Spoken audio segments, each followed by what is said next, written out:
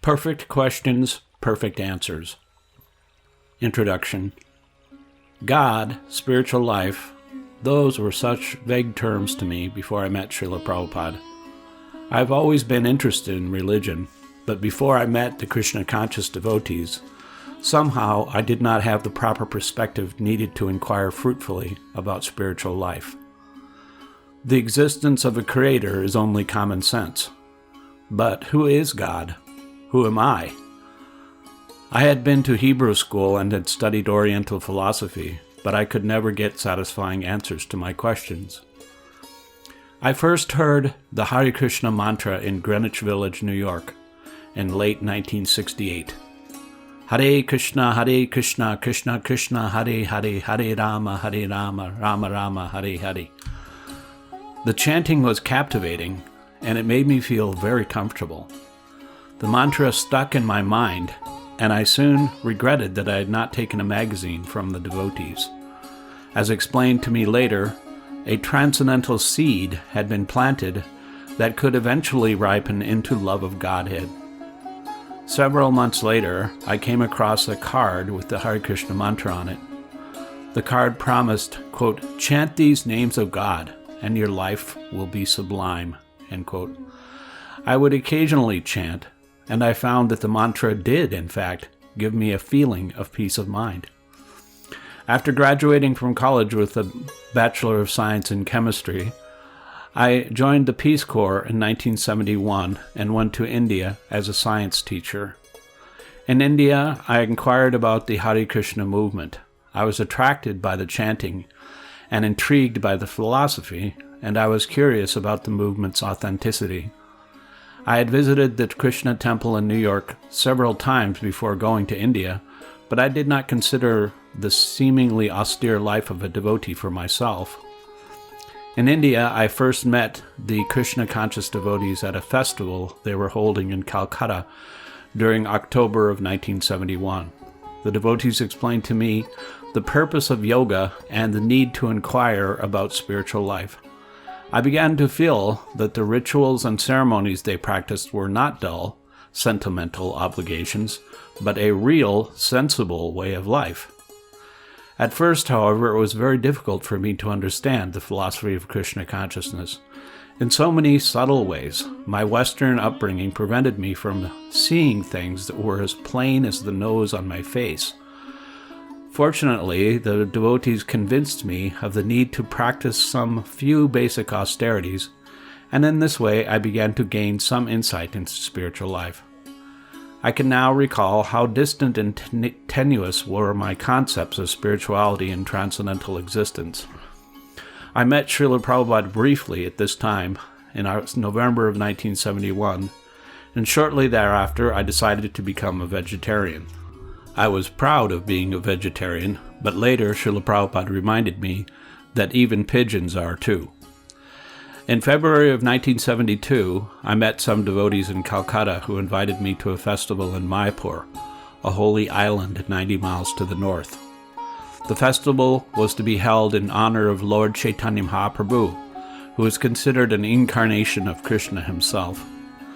I had then been planning a trip to Nepal, but the Peace Corps denied me permission to leave India, and so I went to Mayapur. I left for Mayapur planning to stay for 2 days at the most, but I ended up staying a week. I was the only Western non-devotee on the island, and since I was living with the devotees on their land, this was a unique opportunity to learn intimately about Krishna consciousness. On the third day of the festival, I was invited to see Srila Prabhupada. He was living in a small hut, half brick and half thatched, with 2 or 3 pieces of simple furniture. Srila Prabhupada asked me to be seated and then asked how I was and whether I had any questions. The devotees had explained to me that Srila Prabhupada could answer my questions because he represents a disciplic succession of spiritual masters.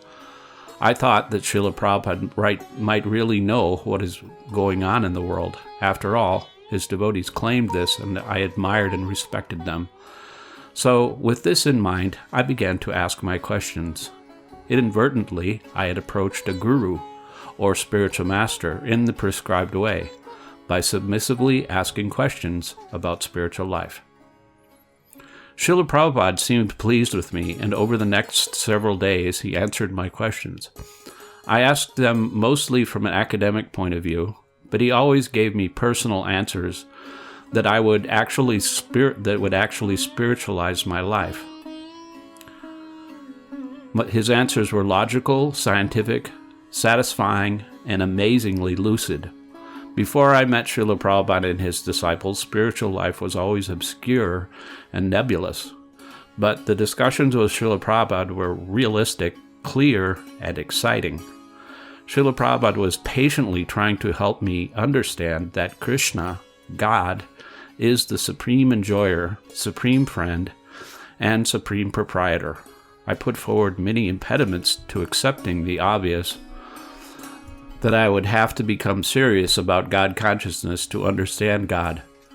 But Srila Prabhupada relentlessly yet kindly urged me on. Even though I had little ability to express myself, Srila Prabhupada understood my every inquiry and answered perfectly. Bob Cohen, August 14th, 1974. Chapter 1. Krishna, the All-Attractive. February 27th, 1972. Bob. What is a scientist? Srila Prabhupada. One who knows things as they are. Bob. He thinks he knows things as they are. Srila Prabhupada. What? Bob. He hopes he knows things as they are. Srila Prabhupada. No, he's supposed to know. We approach the scientist because he's supposed to know things correctly. A scientist means one who knows things as they are. Krishna means, quote, all-attractive, end quote. Bob. All-attractive. Srila Prabhupada. Yes. So, unless God is all-attractive, how can he be God? A man is important when he is attractive, is it not? Bob. It is so. Srila Prabhupada. So, God must be all-attractive and attractive for all. Therefore, if God has any name, or if you want to give any name to God, only, quote, Krishna, end quote, can be given. Bob. But why is the only name Krishna? Srila Prabhupada. Because he's all-attractive. Krishna means, quote, all-attractive, end quote. Bob. Oh, I see. Srila Prabhupada. Yes. God has no name, but by his qualities we give him names. If a man is very beautiful, we call him beautiful. If a man is very intelligent, we call him wise. So the name is given according to the quality. Because God is all-attractive, the name Krishna can be applied only to him. Krishna means all-attractive. It includes everything. Bob. But what about a name meaning all-powerful? Srila Prabhupada. Yes, unless you're all-powerful, how can you be all-attractive? Shyamasunder, an American devotee, Srila Prabhupada's secretary. It includes everything. Srila Prabhupada. Everything. He must be very beautiful. He must be very wise. He must be very powerful. He must be very famous. Bob. Is Krishna attractive to rascals? Srila Prabhupada. Oh, yes. He was the greatest rascal also. Bob. How is that? Srila Prabhupada, laughing. Because he was always teasing the gopis. Shyamasunder. Teasing? Srila Prabhupada. Yes. Sometimes when Radharani would go out, Krishna would attack her, and when she would fall down, quote, Krishna, don't torture me in that way, end quote, they would fall down, and Krishna would take the opportunity to kiss her. He laughs. So Radharani was very pleased, but superficially, Krishna was the greatest rascal. So unless rascaldom is in Krishna, how could rascaldom be existent in the world? Our formula of God is that he is the source of everything. Unless rascaldom is in Krishna, how can it be manifest? Because he is the source of everything. But his rascaldom is so nice that everyone worships his rascaldom. Bob. What about the rascals who are not so nice? Srila Prabhupada.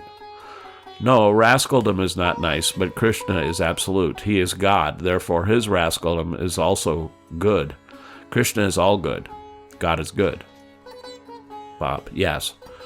Srila Prabhupada. Therefore, when he becomes a rascal, that is also good. That is Krishna. Rascaldom is not good, but when it is practiced by Krishna, because he is absolutely good, that rascaldom is also good. This one has to understand. Bob, are there some people who do not find Krishna attractive? Srila Prabhupada, no. All people find him attractive. Who is not attractive? Just give an example. Quote, this man or this living entity is not attracted to Krishna, end quote. Just find such a person. Bob, somebody who wishes to do things in life that he may feel are wrong, but who wishes to gain power or prestige or money. Srila Prabhupada, yes. Bob, may find God unattractive. He may not find God attractive because God gives him guilt. Srila Prabhupada, no, not God. His attraction is to become powerful. A man wants to become powerful or rich, is it not? But nobody is richer than Krishna. Therefore, Krishna is attractive to him. Bob, if a person who wants to become rich prays to Krishna, will he become rich? Srila Prabhupada, oh yes. Bob, can he become rich through this means? Srila Prabhupada, oh yes. Because Krishna is all-powerful, if you pray to Krishna to become rich, Krishna will make you rich. Bob, if somebody lives an evil life but prays to become rich, may he still become rich? Srila Prabhupada, yes. Praying to Krishna is not evil. Bob, oh yes. Srila Prabhupada, chuckling. Somewhere or other he prays to Krishna, so you cannot say that he is evil. Bob, yes. Srila Prabhupada, Krishna says in Bhagavad Gita, Api chet sururacharo bhajate mam ananyabhak. Have you read it? Srila Prabhupada, yes. The Sanskrit I don't know, but the English I do. Srila Prabhupada, Bob, even if the most evil man prays to me, Srila Prabhupada, yes. Bob, he will be elevated. Srila Prabhupada, yes. As soon as he begins to pray to Krishna, that is not evil. Therefore, he is all attractive. It is said in the Vedas that the absolute truth, the Supreme Personality of Godhead, is the reservoir of all pleasure, raso vaisa. Everyone is hankering after someone because he realizes some mellow in it. Bob, excuse me? Srila Prabhupada, some mellow. Suppose a man is drinking. Why is he drinking? He is getting some mellow out of that drinking. A man is hankering after money because by possessing money he gets a mellow out of it. Bob, what does mellow mean? Srila Prabhupada to Shyamasundar, how do they define mellow? Shyamasundar, taste, pleasure. Bob, okay. Srila Prabhupada, pleasing taste. So the Vedas say raso vaisa. The exact translation of mellow is rasa. Malati, Shyamasundars' wife, enters with a tray of food. What is that? Malati. Eggplant, fried. Srila Prabhupada, oh, all attractive. Laughter. Shyamasundar, how is Krishna the greatest scientist? Srila Prabhupada, because he knows everything. A scientist is one who knows the subject matter thoroughly. He is a scientist. Krishna, he knows everything. Bob, I am presently a science teacher. Srila Prabhupada, yes, teaching. But unless you have perfect knowledge, how can you teach? That is our question. Bob, without perfect knowledge, though, you can teach. Srila Prabhupada, that is cheating. That is not teaching. That is cheating. Just like the scientists say, quote, there was a chunk and then creation took place. Perhaps, maybe, end quote. What is this? Simply cheating. It is not teaching, it is cheating. Bob, let me repeat what you said this morning. That was interesting. I asked about miracles, and you said that only a fool would believe in miracles because, let us say you're a child and an adult lifts this table. That's a miracle. Or you're a chemist and you combine acid and base and you make smoke or an explosion or whatever. To somebody ignorant, that's a miracle. But for everyone, there is a process So when you see a miracle, it's just ignorance of the process. So that only a fool would believe in miracles. And you correct me if I say wrong, Srila Prabhupada. Yes. Bob, you said when Jesus came, the people then were somewhat more ignorant and needed miracles as aid. I wasn't sure if that's quite what you said, Srila Prabhupada. Yes. Miracles are for the ignorant.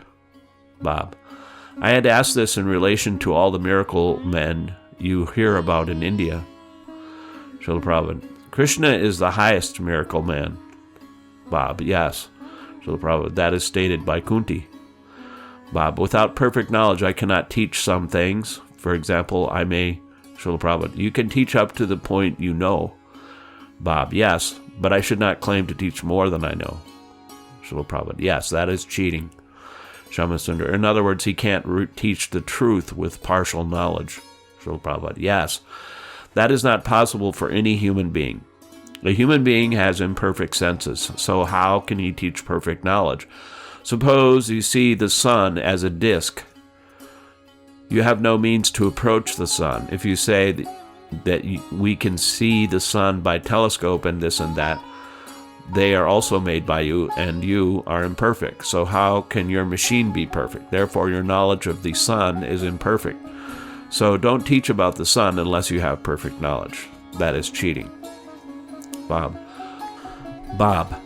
but what about to teach that it is supposed that the sun is 93 million miles away? Srila Prabhupada, as soon as you say, quote, it is supposed, end quote, it is not scientific. Bob, but I think that almost all science then is not scientific. Srila Prabhupada, that is the point. Bob, all science is based on, suppositions of this and that. Srila Prabhupada, yes. They are teaching imperfectly, just like they are advertising so much about the moon. Do you think their knowledge is perfect? Bob, no. Srila Prabhupada, then, Bob, what is the proper duty of the teacher in society? Let us say a science teacher. What should he be doing in the classroom? Srila Prabhupada, classroom, you should simply teach about Krishna. Bob, he should not teach about Srila Prabhupada. No, that will include everything. His aim should be to know Krishna. Bob, can a science teach the science of combining acid and alkaline and this kind of science with Krishna as its object? Srila Prabhupada, how can it be? Bob, when one studies science, one finds general tendencies of nature, and these general tendencies of nature point to a controlling force. Srila Prabhupada, that I explained the other day. I asked one chemist whether, according to chemical formulas, hydrogen and oxygen linked together become water. Do they not? Bob, it's true. Srila Prabhupada, now, there is a vast amount of water in the Atlantic Ocean and Pacific Ocean. What quantity of chemicals was required? Bob, how much? Srila Prabhupada, yes, how many tons? Bob, many. Srila Prabhupada, so who supplied it? Bob, this was supplied by God. Srila Prabhupada, someone must have supplied it. Bob, yes. Srila Prabhupada, so that is science. You can teach like that. Bob, should one bother teaching that if you combine acid and alkaline, they form a neutral? Srila Prabhupada, the same thing. There are so many effervescents. So who is performing it? Who is supplying the acid and alkaline? There's a long pause. Bob, so this comes from the same source as water. Srila Prabhupada, yes, you cannot manufacture water unless you have hydrogen and oxygen. So here is a vast, not only this Atlantic or Pacific, there are millions of planets and there are millions of Atlantic and Pacific oceans. So who created this water with oxygen and hydrogen, and how was it supplied? That is our question. Somebody must have supplied it. Otherwise, how has it come into existence? Bob, but should it also be taught how you make water from hydrogen and oxygen? The procedure for burning them together? Should this also be taught? That is, you burn hydrogen and oxygen together? Srila Prabhupada, that is secondary. That is not very difficult. Just like Malati made this puri, a kind of bread. So there is flour, there is ghee, clarified butter, and she made a puri. But unless there is ghee and flour, where's the chance of making a puri?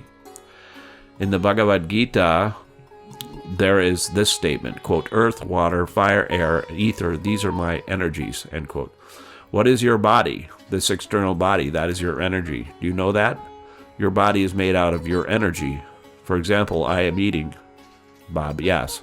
Srila Prabhupada. So I'm creating some energy, and therefore my body is maintained. Bob, oh, I see. Srila Prabhupada. Therefore your body is made out of your energy. Bob.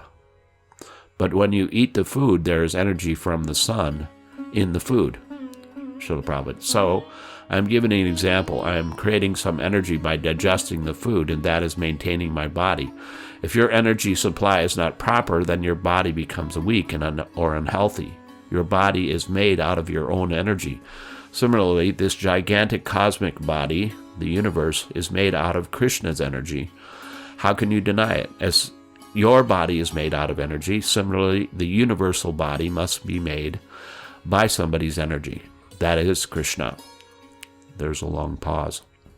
Bob, I'll have to think about that to follow it. Srila Prabhupada, what is to follow? It is a fact. He laughs. Your hair is growing daily. Why? Because you have some energy. Bob, the energy I obtained from my food. Srila Prabhupada, somehow or other you obtained that energy. And through that energy, your hair is growing. So if your body is manufactured by your energy, similarly, the whole gigantic manifestation is made of God's energy.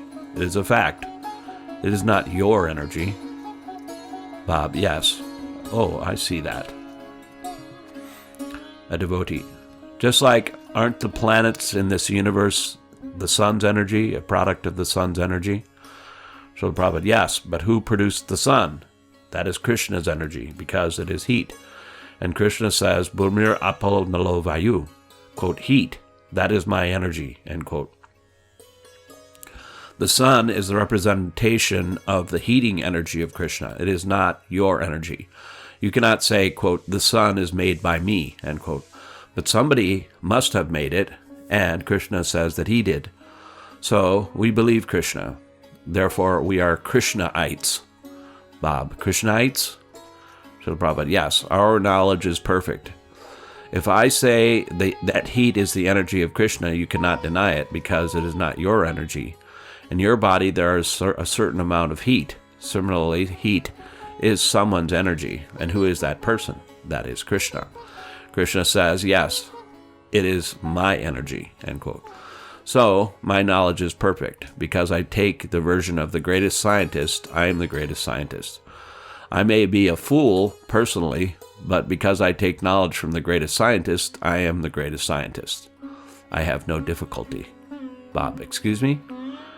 Srila Prabhupada, I have no difficulty in becoming the greatest scientist because I take the knowledge from the greatest scientist. There's a long pause. Quote, this earth, water, fire, air, ether, mind, intelligence, and ego, they are my 8 separated energies. Bob, they are separated energies? Srila Prabhupada, yes. Just like this milk. What is this milk? The separated energy of the cow. Shamasundar and Bob, stunned, laugh in realization. Is it not? It is the manifestation of the separated energy of the cow. Shamasundar, is it like a byproduct? Srila Prabhupada, yes. Bob, so what is the significance of this energy being separated from Krishna? Srila Prabhupada, quote, separated, end quote, means that this is made out of the body of the cow, but it is not the cow. That is separation. Bob, so this earth and all is made out of Krishna, but it is not Krishna? Srila Prabhupada, it is not Krishna, or you can say Krishna and not Krishna simultaneously. That is our philosophy, one and different. You cannot say that these things are different from Krishna, because without Krishna they have no existence. At the same time, you cannot say, quote, then let me worship water. Why Krishna? The pantheists say that because everything is God, whatever we do is God worship. This is Mayapur philosophy, that because everything is made of God, therefore everything is God. But our philosophy is that everything is God, but also not God.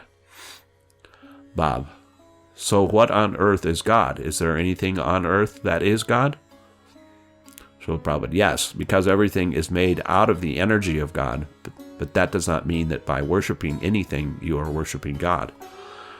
Bob, so what on earth that is not Maya, illusion? It is, Srila Prabhupada, Maya means, quote, energy, end quote. Bob, it means energy, Srila Prabhupada, yes, Maya, and another meaning is, quote, illusion. So foolish persons accept the energy as the energetic. That is Maya. Just like sunshine. Sunshine enters your room. Sunshine is the energy of the sun. But because the sunshine enters your room, you cannot say that the sun has entered. If the sun enters your room, then your sun and yourself, everything will be finished immediately. You will not have the leisure to understand that the sun has entered, is it not? Bob, it is so, Srila Prabhupada. But you cannot say that sunshine is not the sun. Without the sun, where's the sunshine? So you cannot say that sunshine is not the sun, but at the same time, it is not the sun. It is the sun and not the sun, both. That is our philosophy. Achintya Beda Beda, inconceivable. In the material sense, you cannot conceive of a thing that is simultaneously positive and negative. That you cannot think of. That is inconceivable energy. And because everything is Krishna's energy, Krishna can manifest himself from any energy. Therefore, when we worship Krishna in a form made of something, of earth, water, or something like that, that is Krishna. You cannot say that it is not Krishna. When we worship this metal form of Krishna, the deity form in the temple, that is Krishna. That's a fact, because metal is an energy of Krishna. Therefore, it is non-different from Krishna. And Krishna is so powerful that he can present himself fully in his energy. So, this deity worship is not heathenism. It is actually worship of God, provided you know the process. Bob, if you know the process, then the deity becomes Krishna? Srila Prabhupada, not becomes, it is Krishna. Bob, the deity is Krishna, but only if you know the process. Srila Prabhupada, yes. Just like this electric wire, it is electricity. One who knows the process, he can drive electricity out of it. Shamasundar, otherwise it's just wire. Srila Prabhupada, just wire. Bob, so if I build a statue of Krishna, it is not Krishna unless, Srila Prabhupada, it is Krishna, but you have to know the process of understanding that it is Krishna. It is Krishna. Bob, it is not just earth and mud. Srila Prabhupada, no. Earth has no separate existence without Krishna. Krishna says, quote, my energy, end quote. You cannot separate the energy from the energetic. It is not possible. You cannot separate heat from fire. But fire is different from the heat, and heat is different from the fire. You are taking heat. That does not mean that you are touching fire. Fire, in spite of emanating heat, keeps its identity. Similarly, although Krishna, by his different energies, is creating everything, he remains Krishna. The Mayavadi philosophers think that if Krishna is everything, then Krishna's separate identity is lost. That is material thinking. For example, by drinking this milk, little by little, when I finish, there is no more milk. It has gone to my belly. Krishna is not like that. He is omnipotent. We are utilizing his energy continually. Still, he is there, present. Just like a man begetting children unlimitedly, but the man is there. Crude example. It's not that because he's produced hundreds of children, he is finished. So similarly, God, or Krishna, in spite of his unlimited number of children, is there. Purnasya Purnamadaya Purnameva Vishishite, quote, because he is the complete whole, even though so many complete units emanate from him, he remains the complete balance, end quote. This is Krishna consciousness. Krishna is never finished. Krishna is so powerful. Therefore, he is all attractive. This is one side of the display of Krishna's energy. Similarly, he has unlimited energies. This study of Krishna's energy is only one side, or a portion only. So in this way, if you go on studying Krishna, that is Krishna consciousness. It is not a bogus thing, quote, maybe, end quote, or perhaps not, end quote. Absolutely, it is, Shamasundar. And the study itself is never finished. Srila Prabhupada, no. How can it be? Krishna has unlimited energy. Vedic Culture, Varnasrama-dharma, February 28, 1972. Bob. I've asked devotees about how they feel toward sex and their relations, and I see the way they feel, but I can't see myself acting the same way. See, I'll be getting married at the end of the summer. Srila Prabhupada. Bob. I'll be getting married at the end of the summer in September or August when I return to America, and the devotees say that the householders only have sex to conceive a child, and I cannot picture myself at all in such a position. And what kind of sex life can one lead living in the material world? Srila Prabhupada. The Vedic principle is that one should avoid sex life altogether. The whole Vedic principle is to get liberation from material bondage. There are different attachments for material enjoyment, of which sex life is the topmost enjoyment.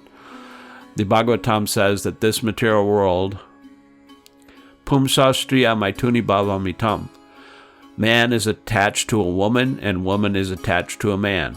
Not only in human society, in animal society also.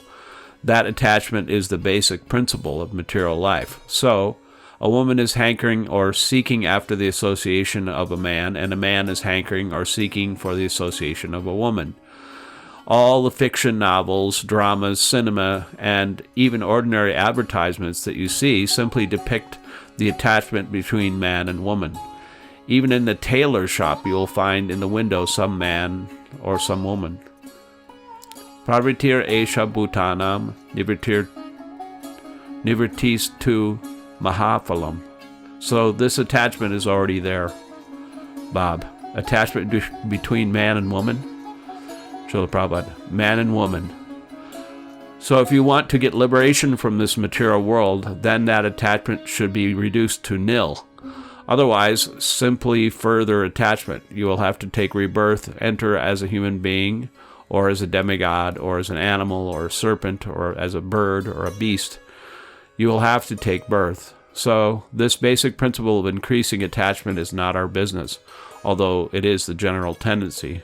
Griha, kshetra, ksuta, home, land, sons. But if one can reduce and stop it, that is first class.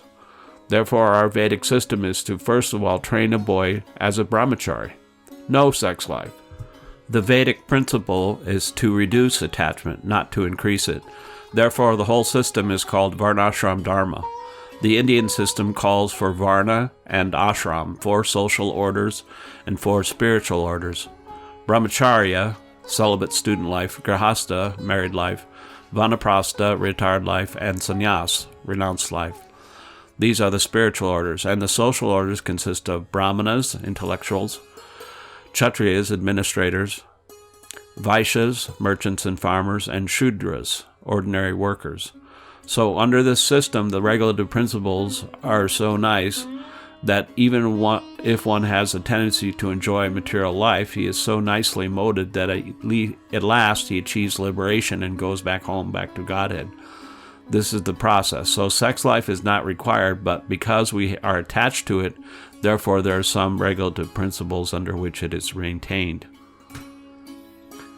Chanting starts somewhere in the background with exotic mridanga drum beats amidst laughing and the loud blowing of horns. Srila Prabhupada. It is said in Srimad Bhagavatam that Pumsa striya maituni bhavamitam tayor mita hridaya granti mahu ato griyakshetar sutata vatayar janasa mahayam ahamameti.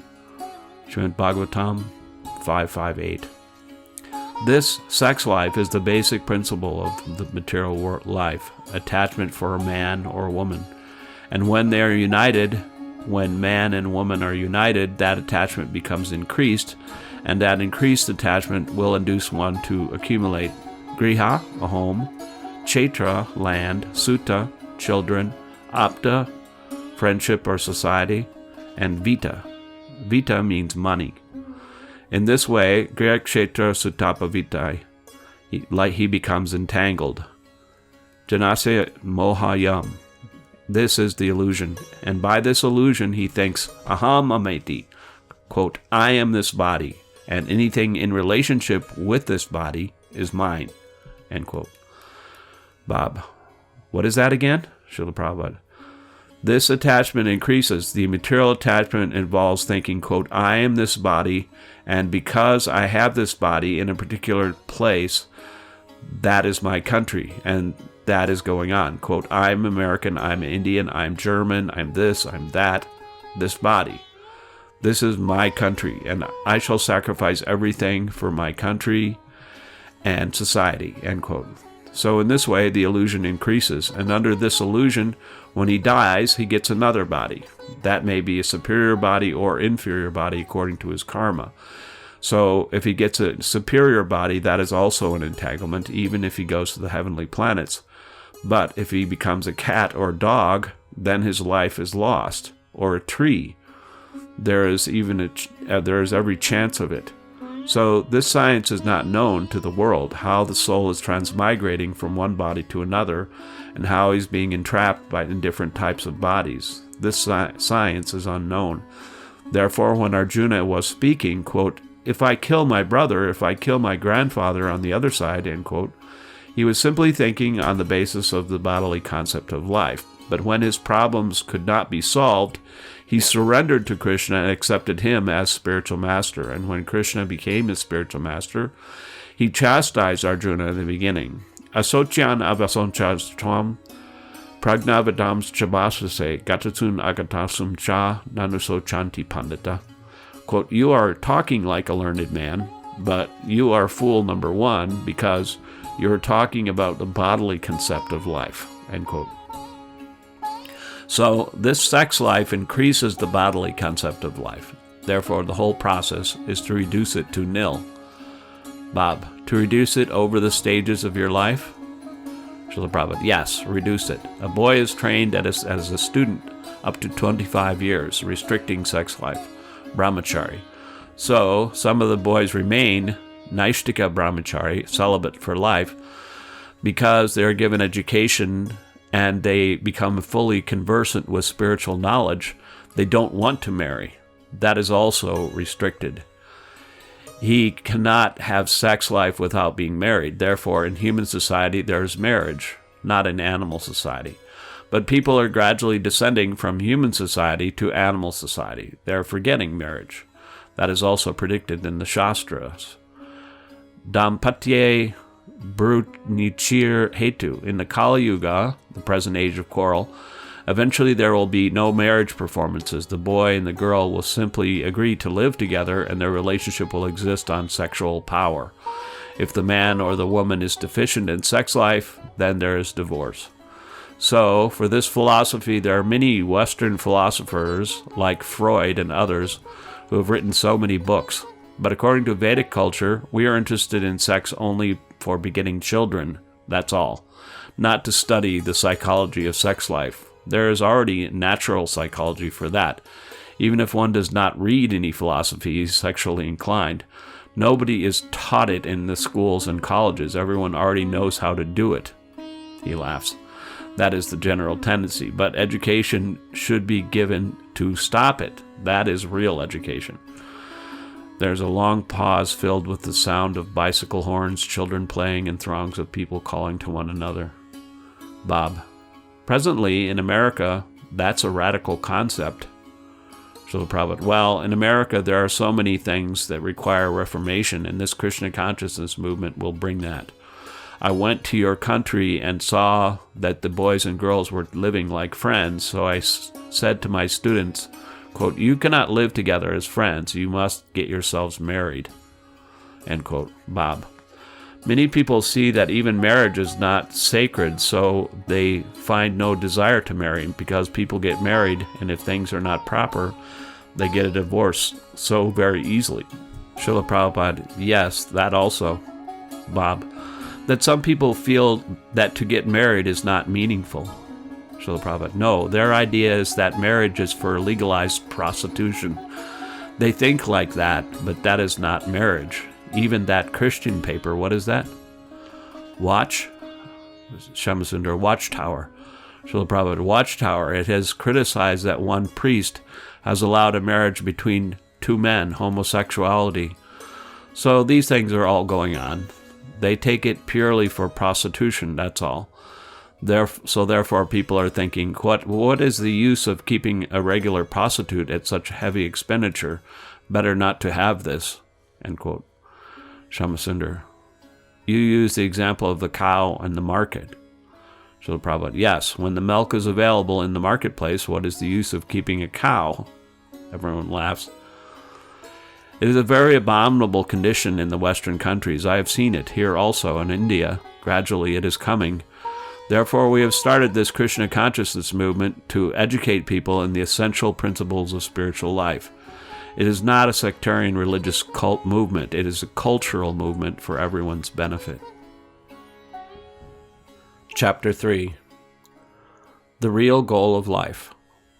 February 28, 1972. Continued.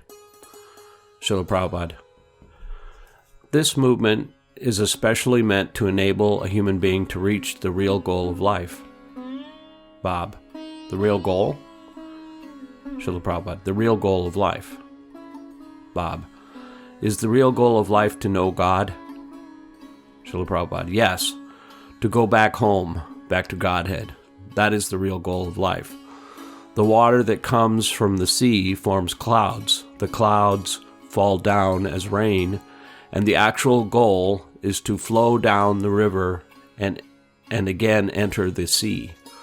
So, we have come from God, and now we are embarrassed by material life.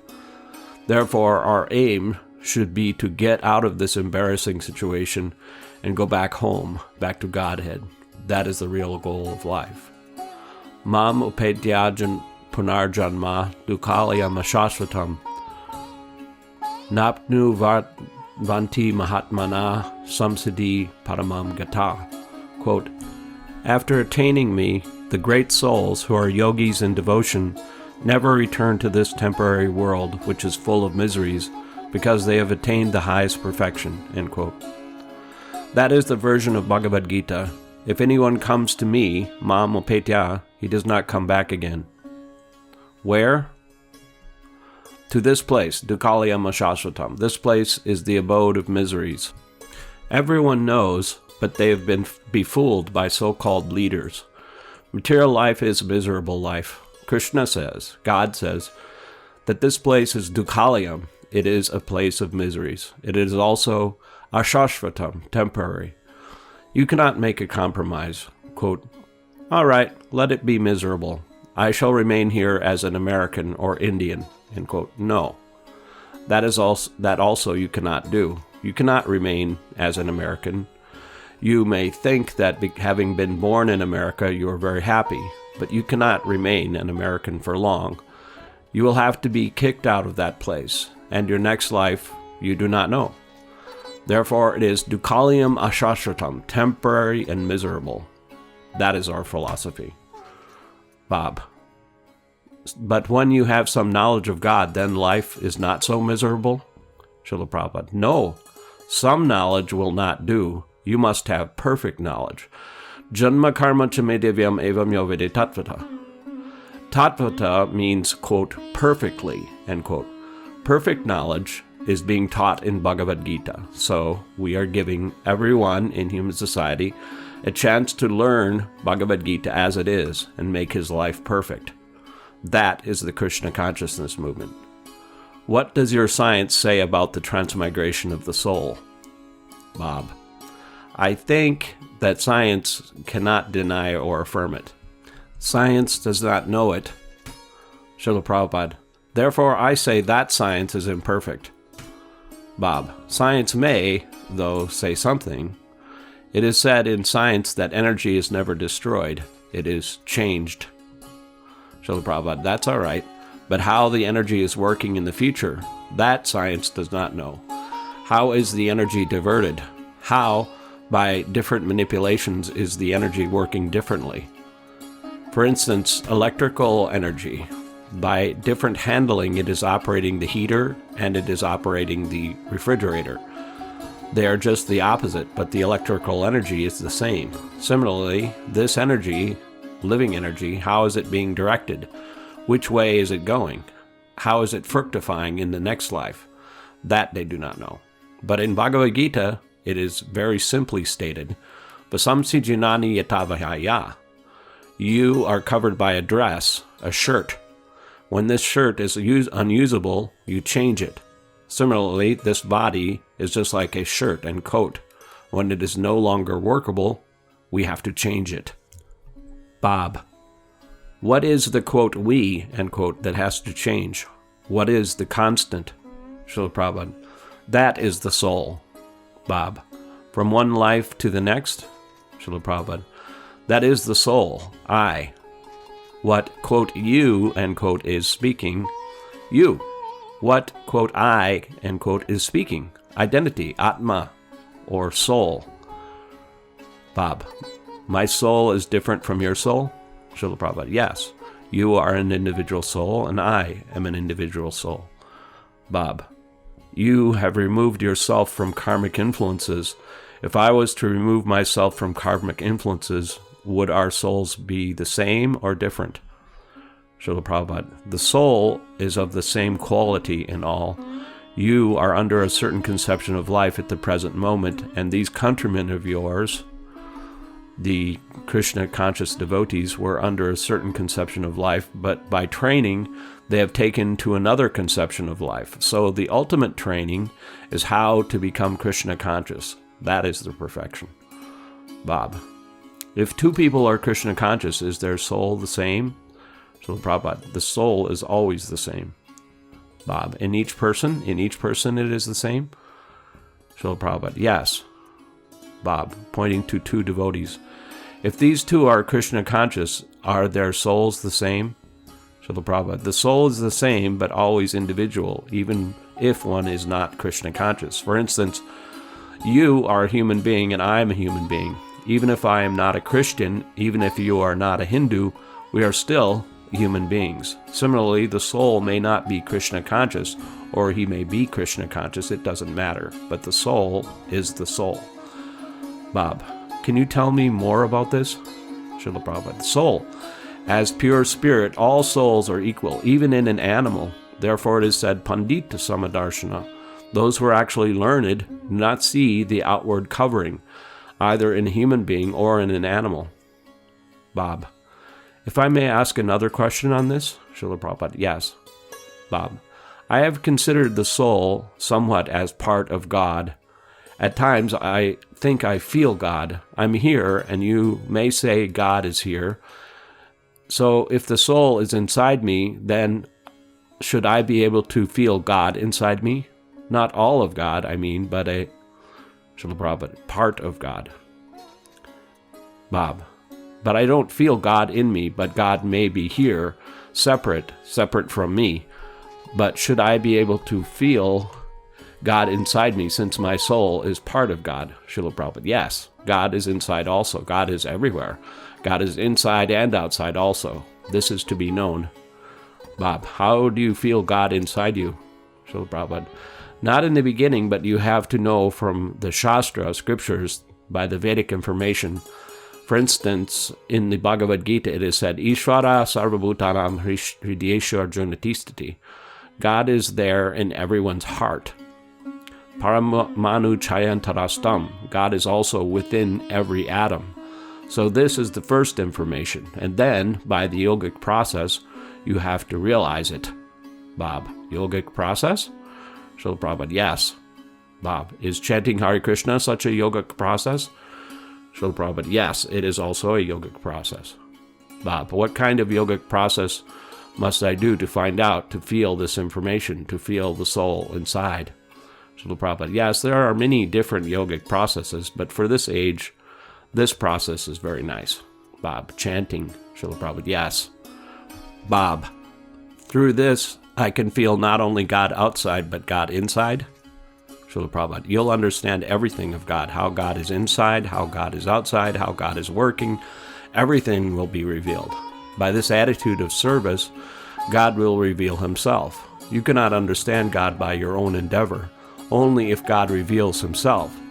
For instance, when the sun is out of your sight at night, you cannot see it by your torchlight or any light, but in the morning, you can see the sun automatically without any torchlight. Similarly, you have to create a situation. You have to put yourself in a situation in which God will be revealed. It is not that by some method you can ask God, quote, please come, I will see you. No, God is not your order carrier. Bob. You must please God for him to reveal himself. Is that correct? Srila Prabhupada. Yes. Shamasundar. How do we know when we're pleasing God? Srila Prabhupada. When we see him, then you will understand. Just as when you eat, you do not require to ask anyone whether you are feeling strength or your hunger is satisfied. If you eat, you understand that you are feeling energy. You don't need to inquire from anyone. Similarly, if you actually serve God, then you will understand, quote, God is dictating to me. God is there. I am seeing God, end quote. A devotee, or God's representative, Srila Prabhupada. Yes, devotee. It comes easier, Srila Prabhupada. You have to go through God's representative. Yasya prasadat bhagavat prasada. Quote, by the mercy of the spiritual master, one is benedicted by the mercy of Krishna, end quote. If you please God's representative, then automatically God is pleased, and then you can directly see him. An Indian gentleman. How to please God's representative? Srila Prabhupada. You have to carry out his orders, that's all. God's representative is the guru. He asks you to do this, to do that. And if you do that, that is pleasing. Yasya prasadam nagatikatopi. Quote, without the grace of the spiritual master, one cannot make any advancement, end quote. If you displease him, then you are nowhere. Therefore, we worship the guru. Shakshatarit vena samastra shastra uktastata bhavyate eva sabhi kintu prabhurya priva evatasya vande grosi charanaravinda. Quote, the spiritual master is to be honored as much as the Supreme Lord because of his being the most confidential servitor of the Lord. This is all acknowledged by all revealed scriptures and is followed by all authorities. Therefore, I offer my respectful obeisances unto the lotus feet of such a spiritual master who is a bona fide representative of Lord Krishna, end quote. The guru should be accepted as God. That is the injunction of all Shastra. Bob, the guru should be accepted as a representative of God? Srila Prabhupada, yes, the guru is God's representative. The guru is the external manifestation of Krishna. Bob, but different from the incarnations of Krishna that come. Srila Prabhupada, yes. Bob, in what way is the external manifestation of the guru different from the external manifestation of, let us say, Krishna or Chaitanya when they come to earth? Srila Prabhupada, the guru is the representative of Krishna. So there are symptoms of who is a guru. The general symptoms are described in the Vedas. Tadvigyana tam sagarum eva bhagachet samit panai strotiam brahmanishtam. A guru must come in a disciplic succession, and he must have heard thoroughly about the Vedas from his spiritual master. Generally, a guru's symptom is that he is a perfect devotee. That's all. And he serves Krishna by preaching his message. Bob. Lord Chaitanya, he was a different type of guru than you are, Srila Prabhupada. No. Gurus cannot be of different types. All gurus are of one type. Bob. But he was also an incarnation at the same time. Srila Prabhupada. Yes, he is Krishna himself, but he is representing the guru. Bob. I see. Srila Prabhupada. Yes. Bob. And then Srila Prabhupada. Because Krishna was God, he demanded, Sarvadharman parichaja mamekam sharanam vraja. Quote, abandon all varieties of religion and just surrender unto me, end quote. But people misunderstood him. Therefore, Krishna came again as a guru and taught people how to surrender to Krishna. Shamasundar. Doesn't he say in Bhagavad Gita, quote, I am the spiritual master, end quote? Srila Prabhupada. Yes, he is the original spiritual master because he was accepted as spiritual master by Arjuna. So what is the difficulty? Shishyasteham sadimam tvam parpanam. Arjuna told the Lord, quote, I am your disciple and a soul surrendered unto you. Please instruct me, end quote. So, unless he is a spiritual master, how does Arjuna become his disciple? He is the original guru. Teni Brahma Hrida Ya Adikaviye, quote, it is he only who first imparted Vedic knowledge unto the heart of Brahma, the first created being, end quote. Therefore, he is the original guru. Bob. Krishna. Srila Prabhupada. Yes. He is the original guru. Then his disciple Brahma is a guru, and then his disciple Narada is a guru. Then his disciple Vyasa is a guru. In this way, there is Guru Parampara, disciplic succession of gurus. Evam Parampara Praptam. The transcendental knowledge is received through the disciplic succession. Bob. So a guru receives his knowledge through the disciplic succession, not directly from Krishna.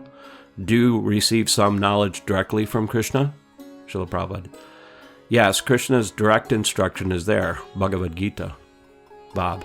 I see, but, Srila Prabhupada, but you have to learn it through the disciplic succession, otherwise you will misunderstand it. Bob. But presently you do not receive information directly from Krishna. It comes through the disciplic succession from the books. Srila Prabhupada. There is no difference. Suppose I say that this is a pencil.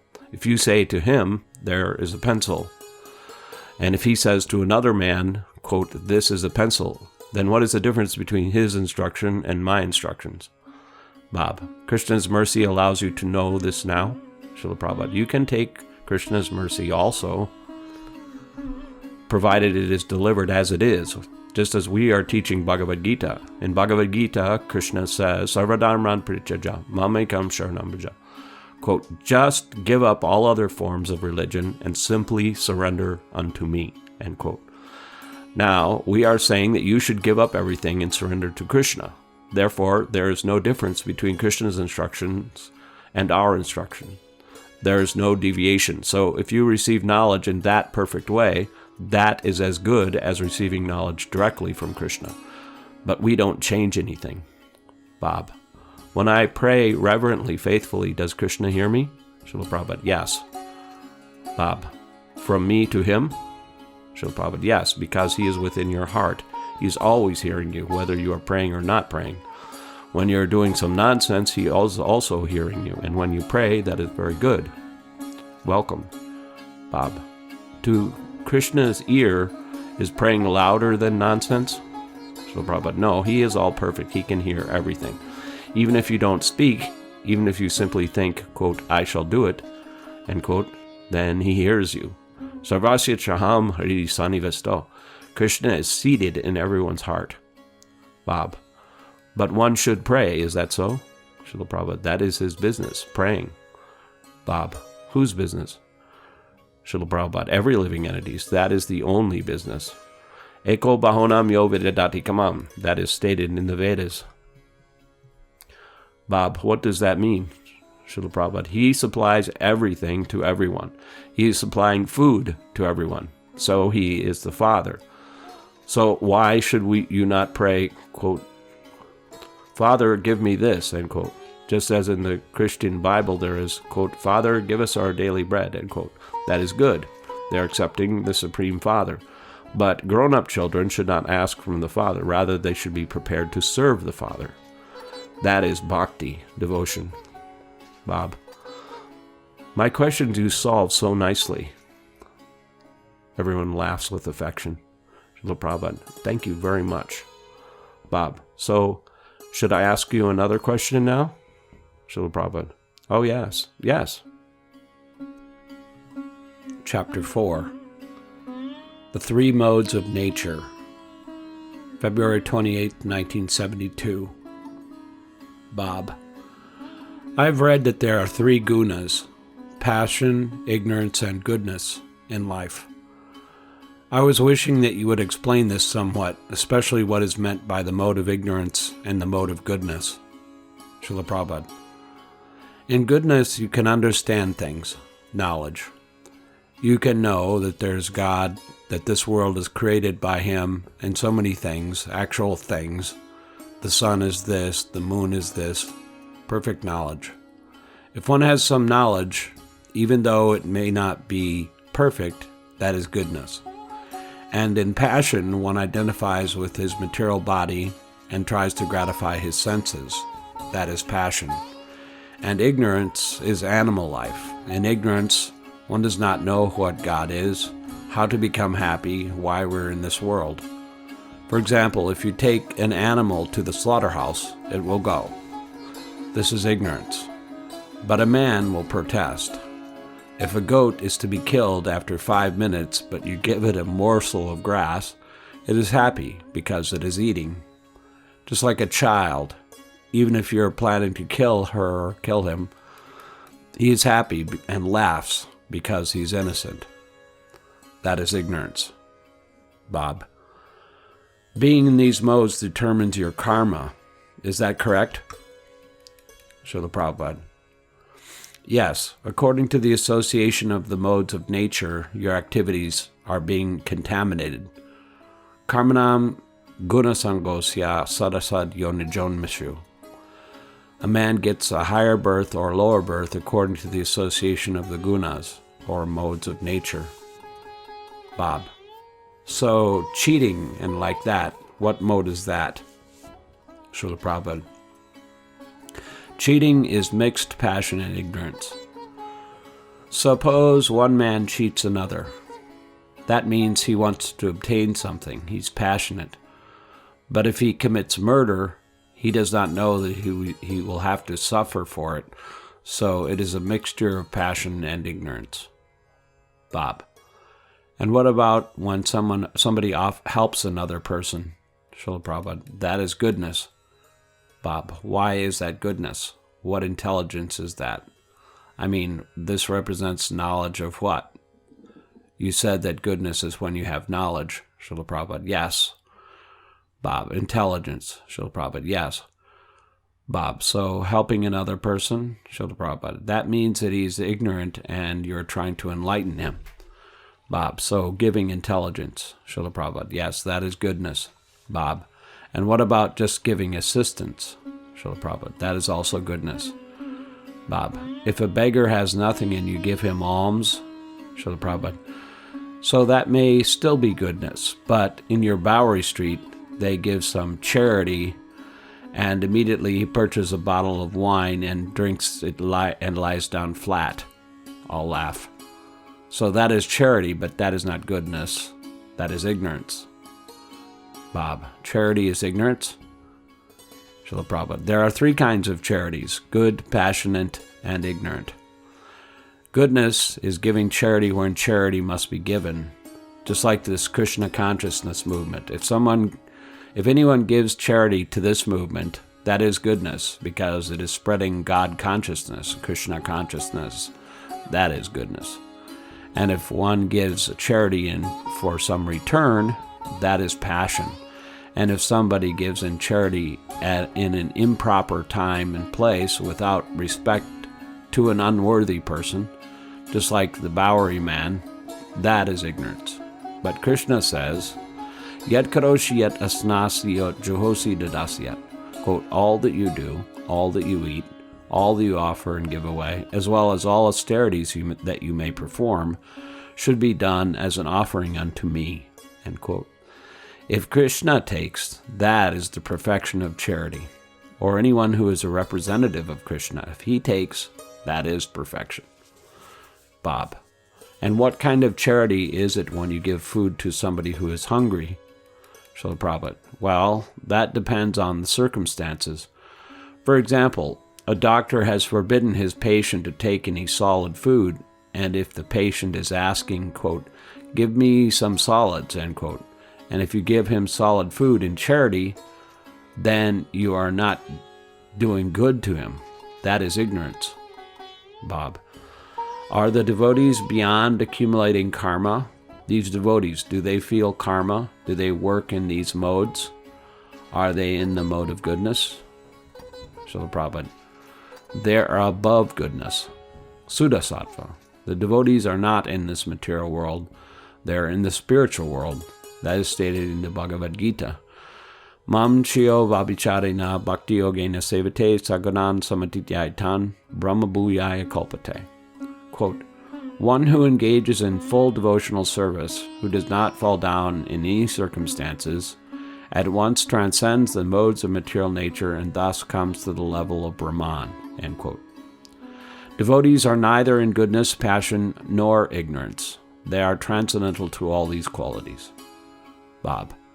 A devotee who is very faithful reaches this stage? Srila Prabhupada. Yes. Devotee, you can become devotee as they have become.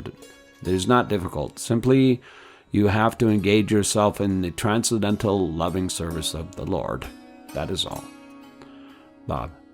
I wish to gain more knowledge of God and be able to feel God's presence more. The reason for this is because I feel life has little meaning without this. Srila Prabhupada. Yes. If you miss this human form of life, then it is a great loss. That is a great chance given to the living entity to give out of the entanglement of material existence. Bob. I feel thankful that I've been able to ask these questions. Srila Prabhupada. Yes, you can learn more and more. Bob. But I still have my connections at home. Marriage is... I'm engaged. Srila Prabhupada. No. There are so many marriages. He indicates Shyamasundar. He is married. Marriage is no barrier. I told you that there are 4 different orders of spiritual life: brahmachari, grahastha, vanaprastha, and sannyasa. So, after brahmachari life, one can marry. That is not obligatory. One may remain Naishtika brahmachari for his whole life, but a brahmachari can marry. After marriage, there is vanaprastha life. That means that one is a little aloof from family. The husband and wife live separately. At that time, there is no sex life. Then, when he is fully renounced, detached from family life, he takes sannyas. Bob. Does somebody forget his wife completely then? Srila Prabhupada. Yes. Forgetting is not very difficult if you try to forget. Out of sight, out of mind. All laugh. Just as I have my wife, children, grandchildren, everything, but out of sight, out of mind. That's all. Therefore, vanaprastha sannyas, everything is nicely arranged by the Vedic system. Chapter 5. Becoming Pure. February 29th, 1972. Bob. Thank you so much for allowing me to ask my questions, Srila Prabhupada. That is my mission. People should understand the science of God. Unless we cooperate with the Supreme Lord, our life is baffled. I have given the example many times that a screw which has fallen from a machine has no value, but when the same screw is again attached to the machine, it has value. Similarly, we are part and parcel of God. So without God, what is our value? No value. We should again come back to our position of attachment to God. Then we have value. Bob. I met a fellow today who came in the afternoon. His reason for coming, you might find it humorous, was that he heard the hippies were in Mayapur. Srila Prabhupada. What? Bob. He heard that hippies were in Mayapur. I was talking to him, and then some devotees were talking to him. He had said some things to me which I could find no answer for, and he said that he would come back tomorrow and meet some devotees. But let me tell you what he said. This is confusing. When he was young, Srila Prabhupada, he is Indian? Bob, yes, Indian. He lives nearby and speaks English fairly well. When he was young, he worshipped Kali, a popular demigoddess, every day, very rigorously, and then the floods came. When the floods came, the people saw hardship, and now he has no religion, and he says he finds his happiness in trying to develop love among people. And I couldn't think of what to say to him to add God and religion to his life. He says that after he dies, quote, maybe I'll become part of God, maybe not, end quote. but he can't worry about it now. He says he's tried these religious experiences, but they didn't work. One reason I ask this is because when I go back to America, a lot of people I come across are like this. They say that they see that religion, like his worship of Kali or other kinds of religion they've experienced, doesn't work. And I don't know what to say to convince them it's worth trying. Srila Prabhupada. Do not try at the present moment. You try to be convinced yourself. Bob. Yes. I asked him to see devotees, but then on the way out, as he was leaving down the road, I met him again and told him, quote, come back, end quote. But, oh, I see. Srila Prabhupada, you, first of all, be convinced, and then try to convince others. Chaitanya Mahaprabhu's instruction is that you can improve the welfare of others when your own life is a success. Bharata Brahmite Haile Manasa Janmayara Janma Sartaka Kari Kara Para Upakara. First make your life perfect, then try to teach others. Bob. The devotees have told me that without consciousness of Krishna all the time, you cannot be happy, but at times I feel happy. Srila Prabhupada. At times, not always. Bob. Yes. Srila Prabhupada. But if you become Krishna conscious, you will feel happy always. Bob. They had implied that you cannot feel happy without Krishna consciousness. Srila Prabhupada. That is a fact. For example, if you are an animal of the land and you're thrown into the water, you cannot be happy in water in any condition. When you are again taken up to the land, then you'll be happy. Similarly, we are part and parcel of Krishna. We cannot be happy without being part and parcel of Krishna. The same example, the machine part without the machine has no value, but when it is again put into the machine, it has value. We are part of Krishna. We must join Krishna, and you can join Krishna immediately by your consciousness, simply by thinking, quote, I am Krishna's, Krishna's is mine, Krishna is mine. That's all. Bob. What is that? Krishna is, Srila Prabhupada. Krishna is mine. Bob. Mine? Srila Prabhupada. Yes, mine. My Krishna. Bob. Ah.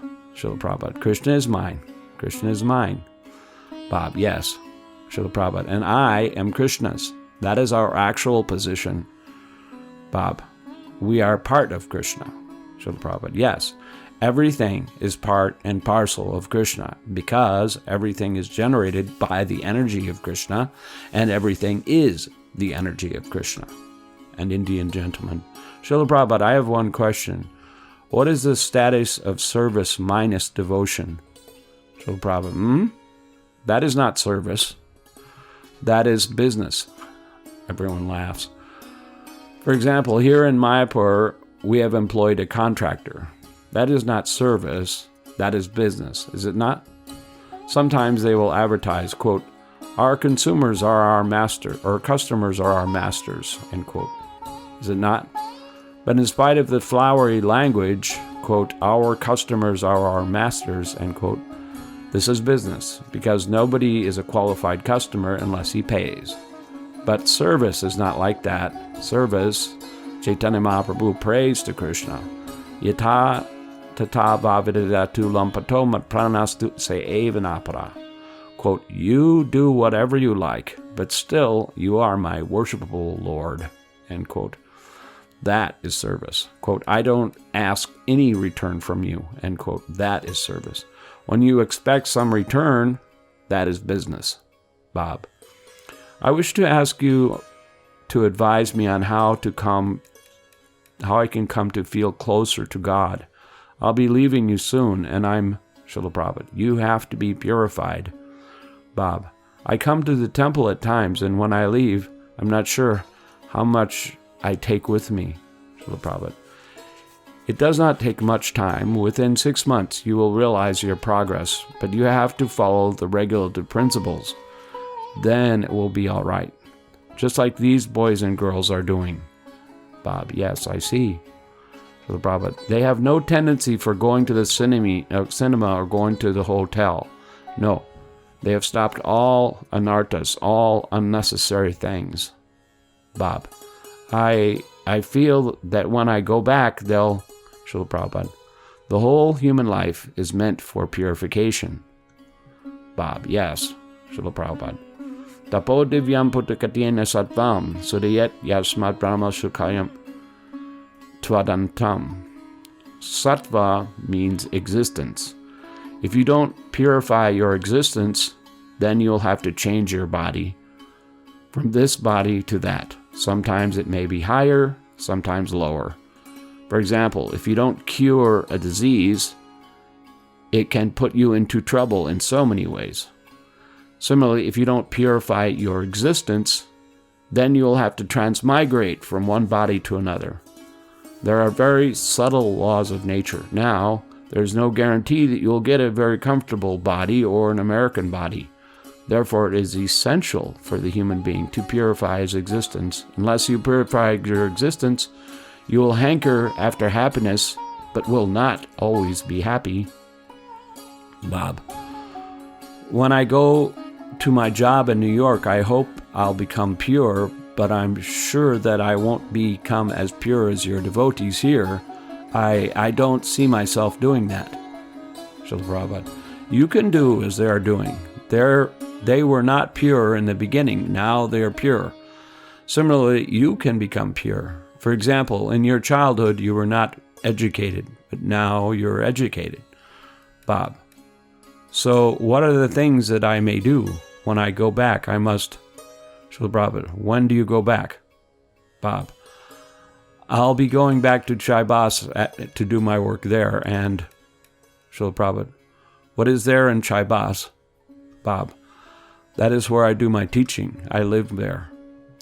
Srila Prabhupada, so better not to teach because you do not know what to teach. Bob laughs. I'll be going. I don't like this teaching so much, and I'll be returning to America in May. But while I'm here, this is my agreement for staying in India. Srila Prabhupada, if you are serious, you can keep yourself pure anywhere. It doesn't matter whether you stay in America or India. But you must know how to keep yourself purified. That's all. Bob, you mean by following these principles? Srila Prabhupada, yes. I went to America, for instance, but either in America or in India, that I am the same man. Bob, I have tried somewhat to follow since I met you the first time, a brief visit in Calcutta during November 1971. Srila Prabhupada, But follow, you must strictly follow if you're serious. Bob, maybe. Okay, maybe, but what I tell you now is, well, the most foolish of what I've said. But let me tell you how I feel. Srila Prabhupada, no, not foolish. I don't say foolish, but imperfect. Bob, okay, he laughs. Imperfect. But let me tell you, I feel that right now I admire and respect your devotees, but I don't feel as if I am part of them or even that I have a great desire to be part of them. I feel that I want to do what is right, to come closer to God, and if I just go to a better life next time, I'll be satisfied. Srila Prabhupada, very good. Bob, I guess it's material clinging, but Srila Prabhupada, so you just follow in their footsteps, and your desire will be fulfilled. We are training them how to become purified and happy. That is our mission. We want to see everyone happy. Sarve sukhino bhavantu. People do not know how to become happy. They do not take the standard path to become happy. They manufacture their own way. That is the difficulty. Therefore, Rishabdev gave this advice to his sons, quote, "My dear sons, just undergo austerity for transcendental realization," end quote. Everyone is performing austerity. This boy, I know, he had to go to a foreign country and learn commercial management. Now he is well situated. In this way, everyone must undergo some austerity for future life. So why not take that austerity for permanent happiness? You have to purify your existence and your body. As many times as you accept a material body, you will have to change it. But as soon as you get a spiritual body, there is no question of change. You already have a spiritual body. So, due to our material contamination, we are developing the material body. But if we associate with spiritual life, then we shall develop a spiritual body. The same example I've given several times is that you put an iron rod within fire, it will become like fire. Is it not? Bob. Put the iron rod into fire? Srila Prabhupada, yes, and it will become like fire. Bob, yes. Srila Prabhupada, although iron. Bob, yes. Srila Prabhupada, similarly, if you always keep yourself spiritually engaged, your body will act spiritually, although it is material. The same example, when an iron rod is red hot, touch it anywhere and it will burn. It takes on the quality of fire. Similarly, if you always keep yourself in Krishna consciousness, then you will become spiritualized. You will act spiritually. No more material desires. Bob. How do I do this? Srila Prabhupada, this process, they are doing it. You have seen these boys, our 6 boys who have been initiated today. It is very simple. You have to follow the 4 restrictive regulations and chant these beads. Very easy. Bob, well, but see, when I'm back in Bihar and following my lifestyle there, if I follow all these regular principles I may follow now, some I follow now, but not all. Srila Prabhupada, some means, Bob, some? Srila Prabhupada, there are only 4 regulative principles. Some means 3 or 2. Bob, 2 or 3. Srila Prabhupada, so why not the other one? Bob, no. I mean, I follow 1 or 2. 1 or 2 I follow now. Srila Prabhupada laughs. Why not the other 3? What is the difficulty? Which one do you follow? Bob, which one do I follow? Well, I'm almost vegetarian, but I eat eggs. Srila Prabhupada, then that is also not complete. Bob, no, not even complete. Since last time, November, I became a vegetarian, but Srila Prabhupada, vegetarian is no qualification. Bob, not much. Srila Prabhupada, the pigeon is vegetarian. The monkey is vegetarian. The most rubbish creature. Bob, well, Srila Prabhupada, the monkey is vegetarian. This naked sannyasi lives in the forest, the most mischievous. Bob, I felt it was a little bit of progress because it was somewhat difficult at first, then easy, and I had returned to Srila Prabhupada. No, you can stick to all the regulative principles, provided you take to the Krishna conscious process. Otherwise, it is not possible. Bob, yes, this is it. I have, when I'm back in Bihar, and my friends may say, we're sitting in the evening and there's nothing to do but fight mosquitoes, and they say, quote, how about smoking some marijuana, end quote. And I say, sure, there's nothing else to do, end quote. And then I sit down and enjoy myself for the evening. Now we did this, we got carried away, and we're doing it every day and realizing we're hurting ourselves and stopped. But still, on occasion, Srila Prabhupada, you have to live with us. Then your friends will not ask you, quote, what about marijuana, end quote. Bob laughs. Keep the association of devotees. We are opening centers to give people a chance to associate with us. Why have we taken so much land in Mayapur? Those who are seriously desirous, they will come and live with us. Association is very influential. If you associate with drunkards, you become drunk. If you associate with sadhus, then you become a sadhu. Shyamasundar, Srila Prabhupada's secretary. He can come and stay with you in Bombay. Srila Prabhupada, yes, you can stay with us in Bombay, but he wants friends with marijuana. That is the difficulty. Bob, let me ask you about something else. Then maybe I'll come back to this. I find I think of myself too much, and in this way I can't think of God so much. I think of myself in too many places. How can I forget about myself so I can concentrate on other more important things? Srila Prabhupada, as they, the devotees, have done. Bob laughs. Are you saying to me that my path, I think what you're saying is that my path to purity is to become a devotee? Srila Prabhupada, do you hesitate? Bob, well, Srila Prabhupada, is it very difficult to become a devotee? Bob, for myself it is. I don't feel so much the desire. First, the devotees tell me that they have given up material life. These 4 regulative principles they have explained to me mean giving up material life, and that I see. In place of this, they have, Srila Prabhupada, what do you mean by material life? Bob is silent. I'm sitting on this bed. Is it material or spiritual? Bob, material. Srila Prabhupada, then how have we given up material life? Bob, I think how I interpreted it was, quote, a desire for our material gains, end quote. Srila Prabhupada, what is material? Bob, working toward material gains and not giving up all materials.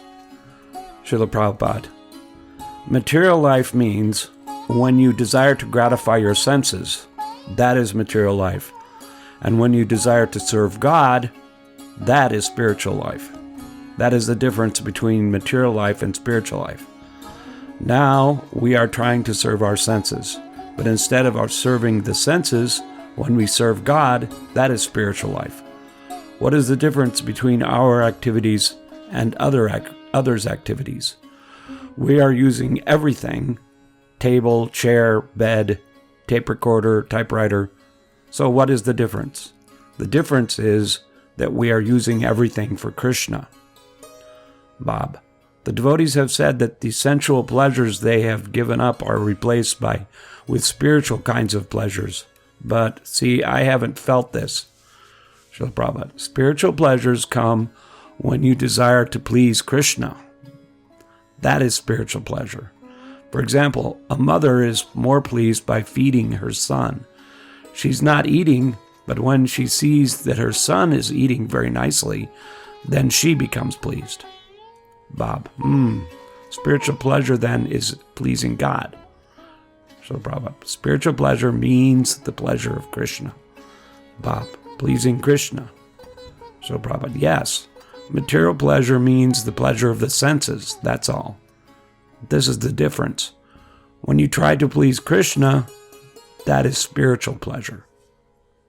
Bob, I had viewed this as, my thought of pleasing God was to, Srila Prabhupada, don't manufacture your ways of pleasing God. Don't manufacture. Suppose I want to please you.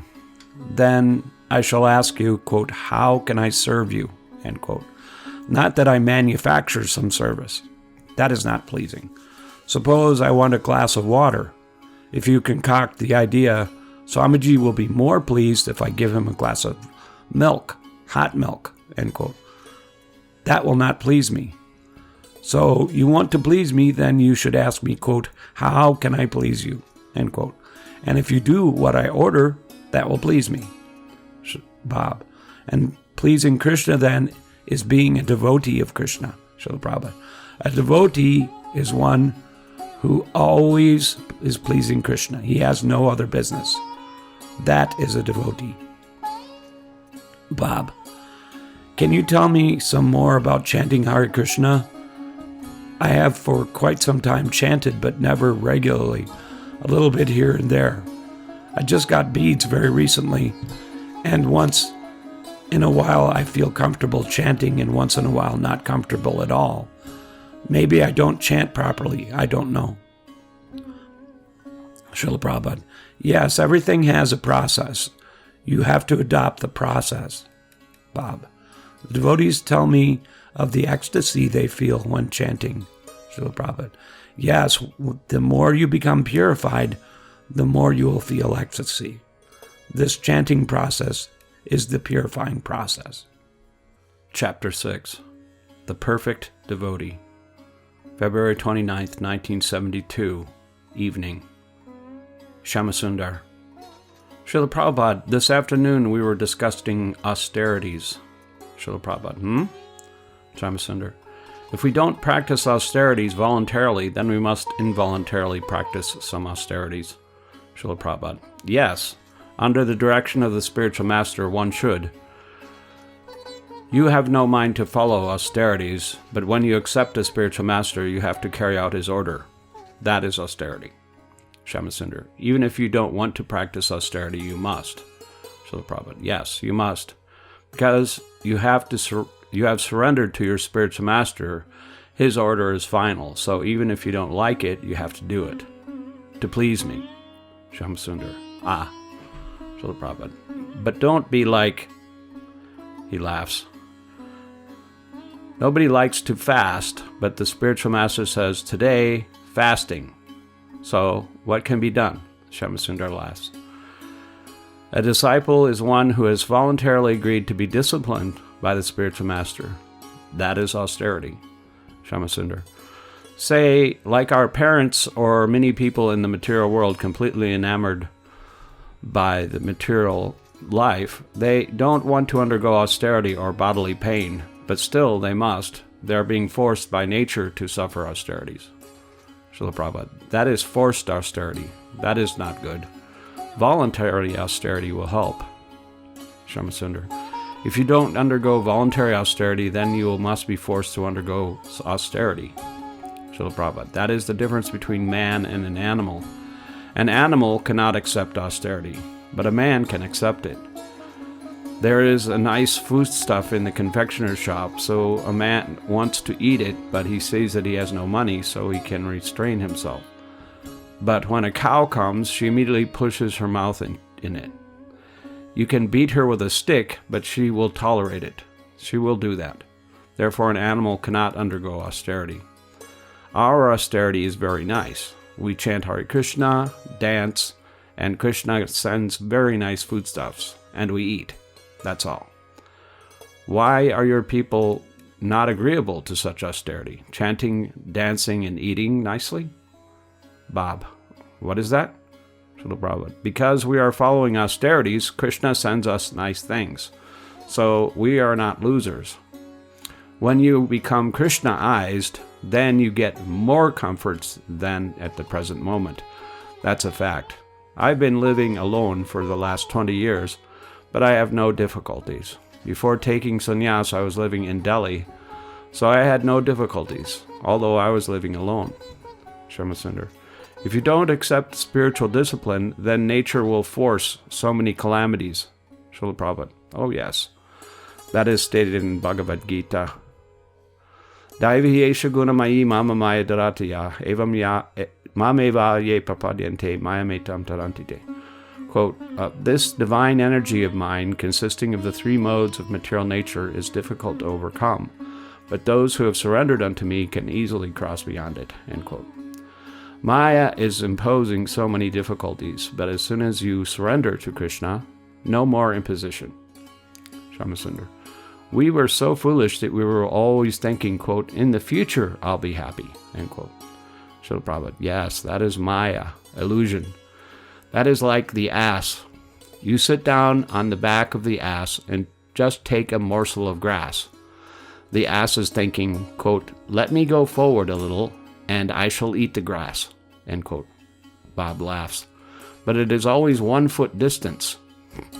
That is assism. They all laugh. Everyone is thinking, quote, let me go a little forward and I'll get it.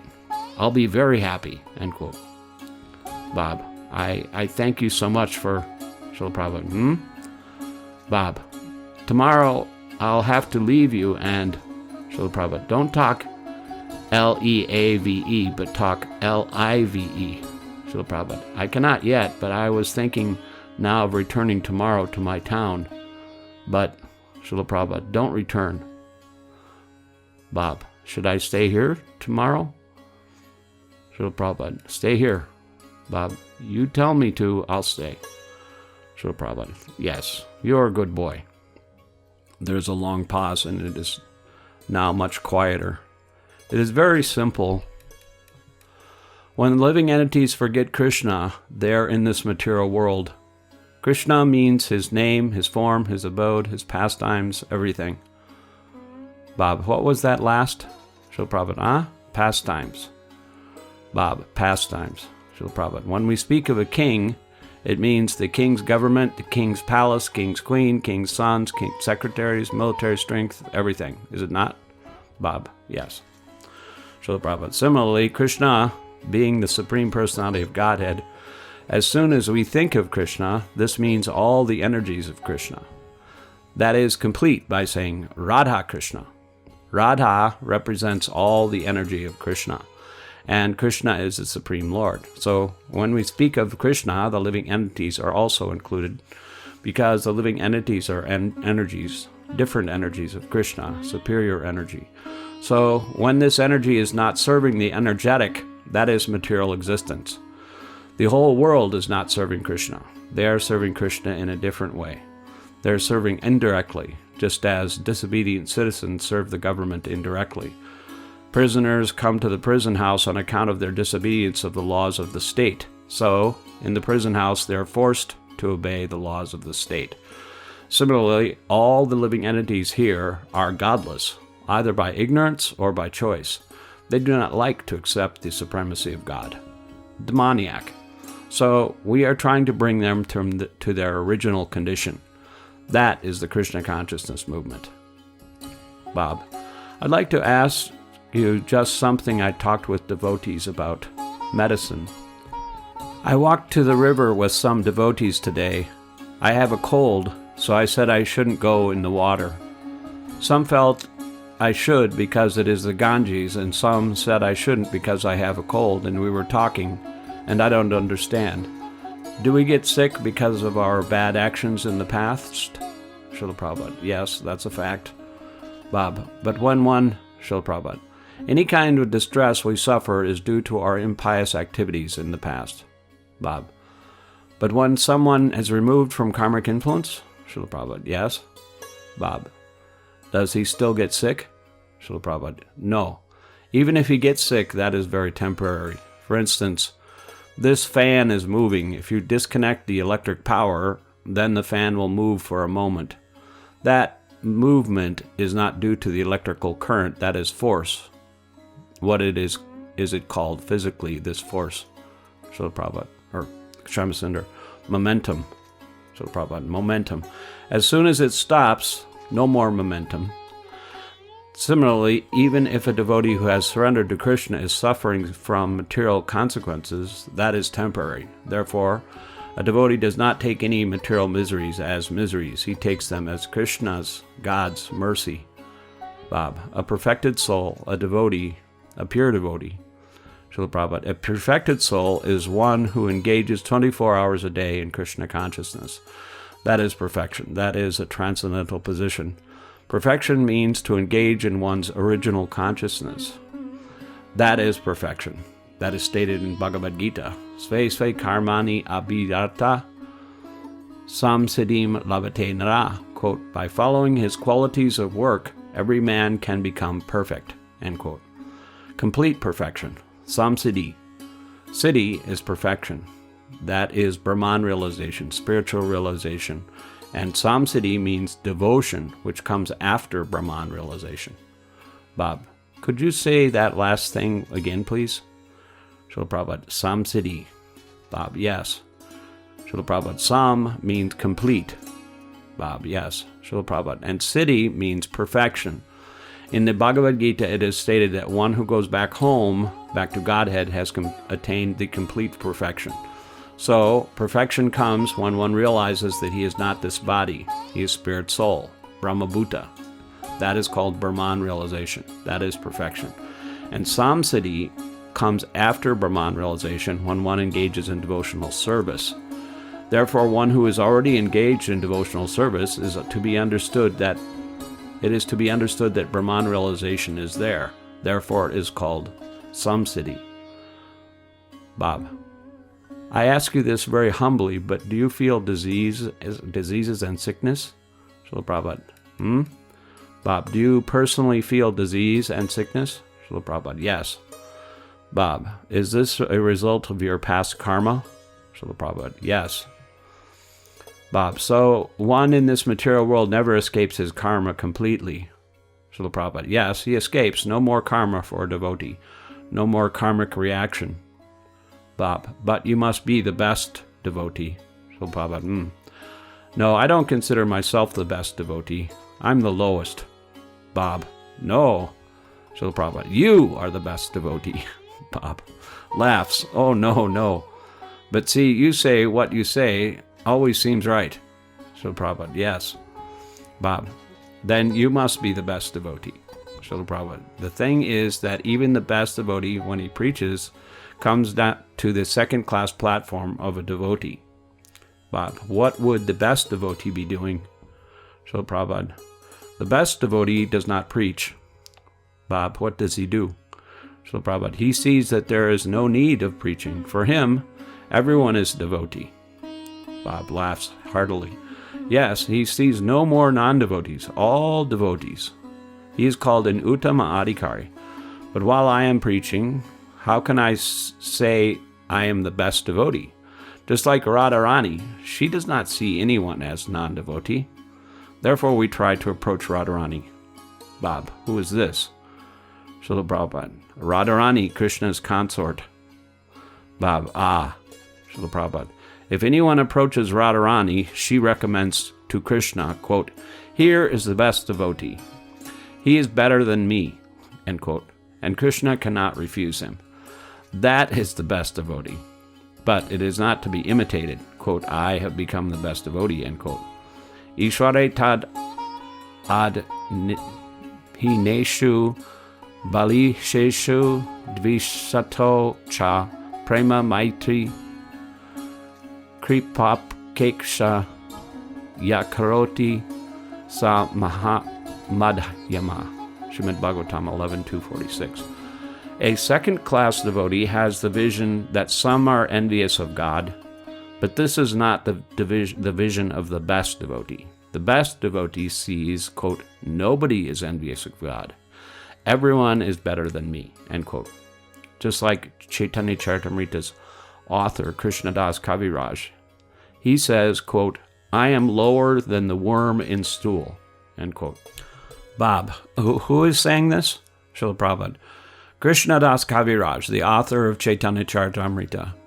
Purushara Gita Haite Muni Se Lagistra. He is not making a show. He is feeling like that. Quote, I am the lowest.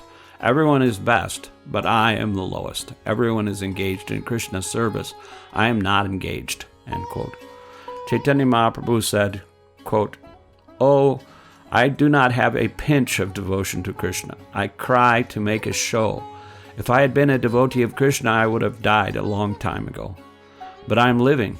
That is the proof that I do not love Krishna, end quote.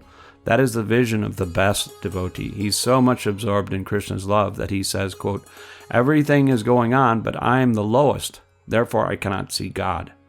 That is the best devotee. Bob, so a devotee must work for everybody's liberation? Srila Prabhupada, yes, a devotee must work under the direction of a bona fide spiritual master, not imitate the best devotee. Bob, excuse me?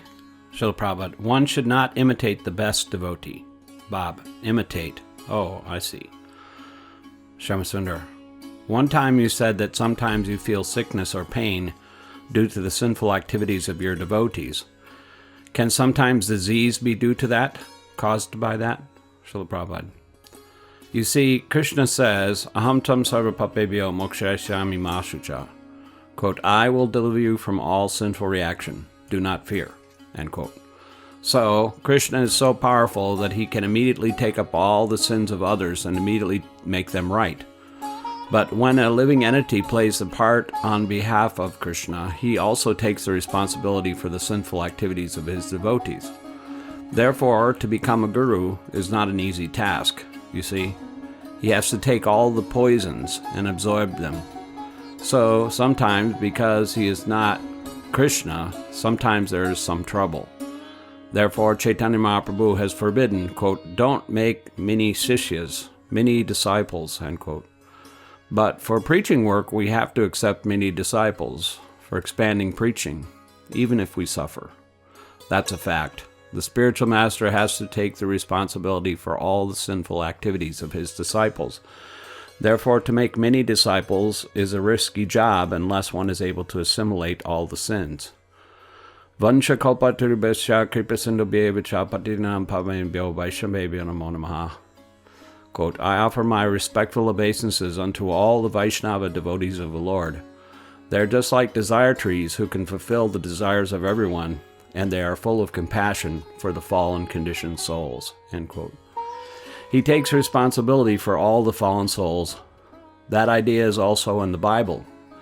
Jesus Christ took all the sinful reactions of the people and sacrificed his life. That is the responsibility of a spiritual master. Because Krishna is Krishna, he is apapavidi, or vida. He cannot be attacked by sinful reactions. But a living entity is sometimes subjected to their influence because he is so small. Big fire, small fire. If you put some big thing in a small fire, the fire itself may be extinguished. But in a big fire, whatever you put in is all right. The big fire can consume anything. Bob. Christ's suffering was of that nature? Srila Prabhupada. Bob, was Christ's suffering? Srila Prabhupada. That I've already explained. He took the sinful reactions of all the people, therefore he suffered. Bob, I see.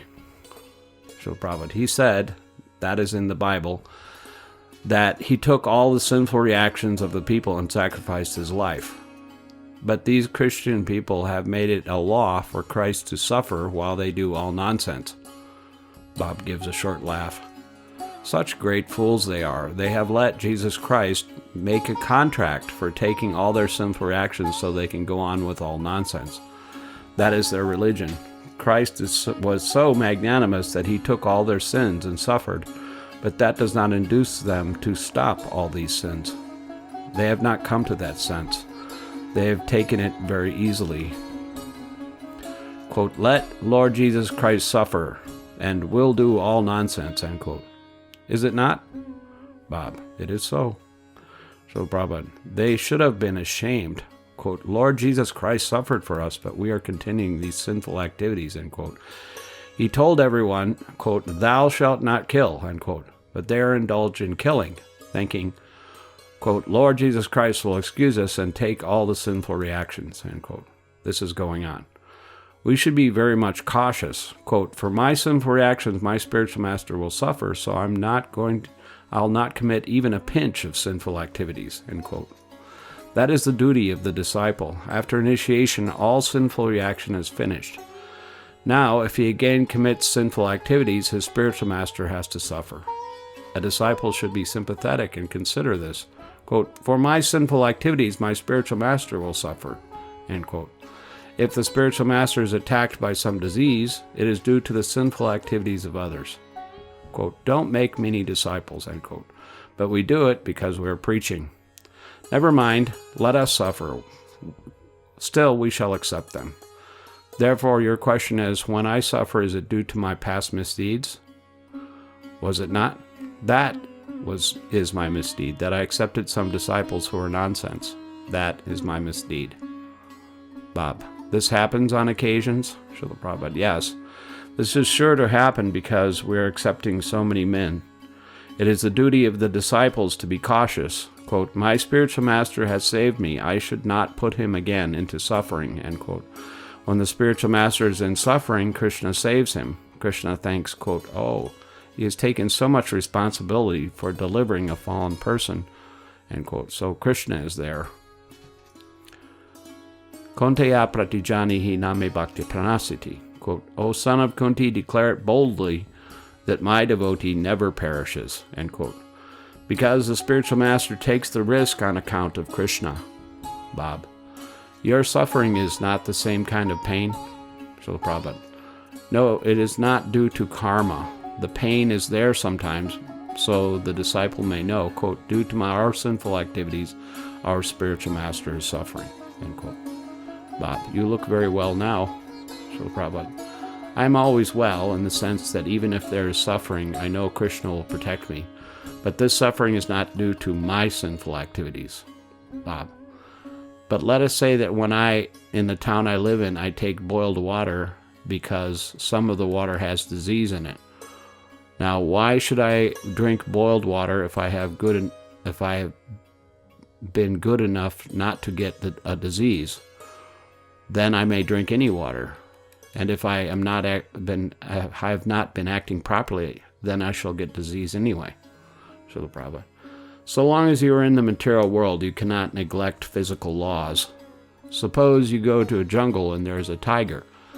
It is known that he will attack you, so why do you voluntarily go and be attacked? It is not that a devotee should take physical risk so long as he has a physical body. It is not a challenge to the physical laws. Quote, I have become a devotee, I'll challenge anything. End quote. That is foolishness.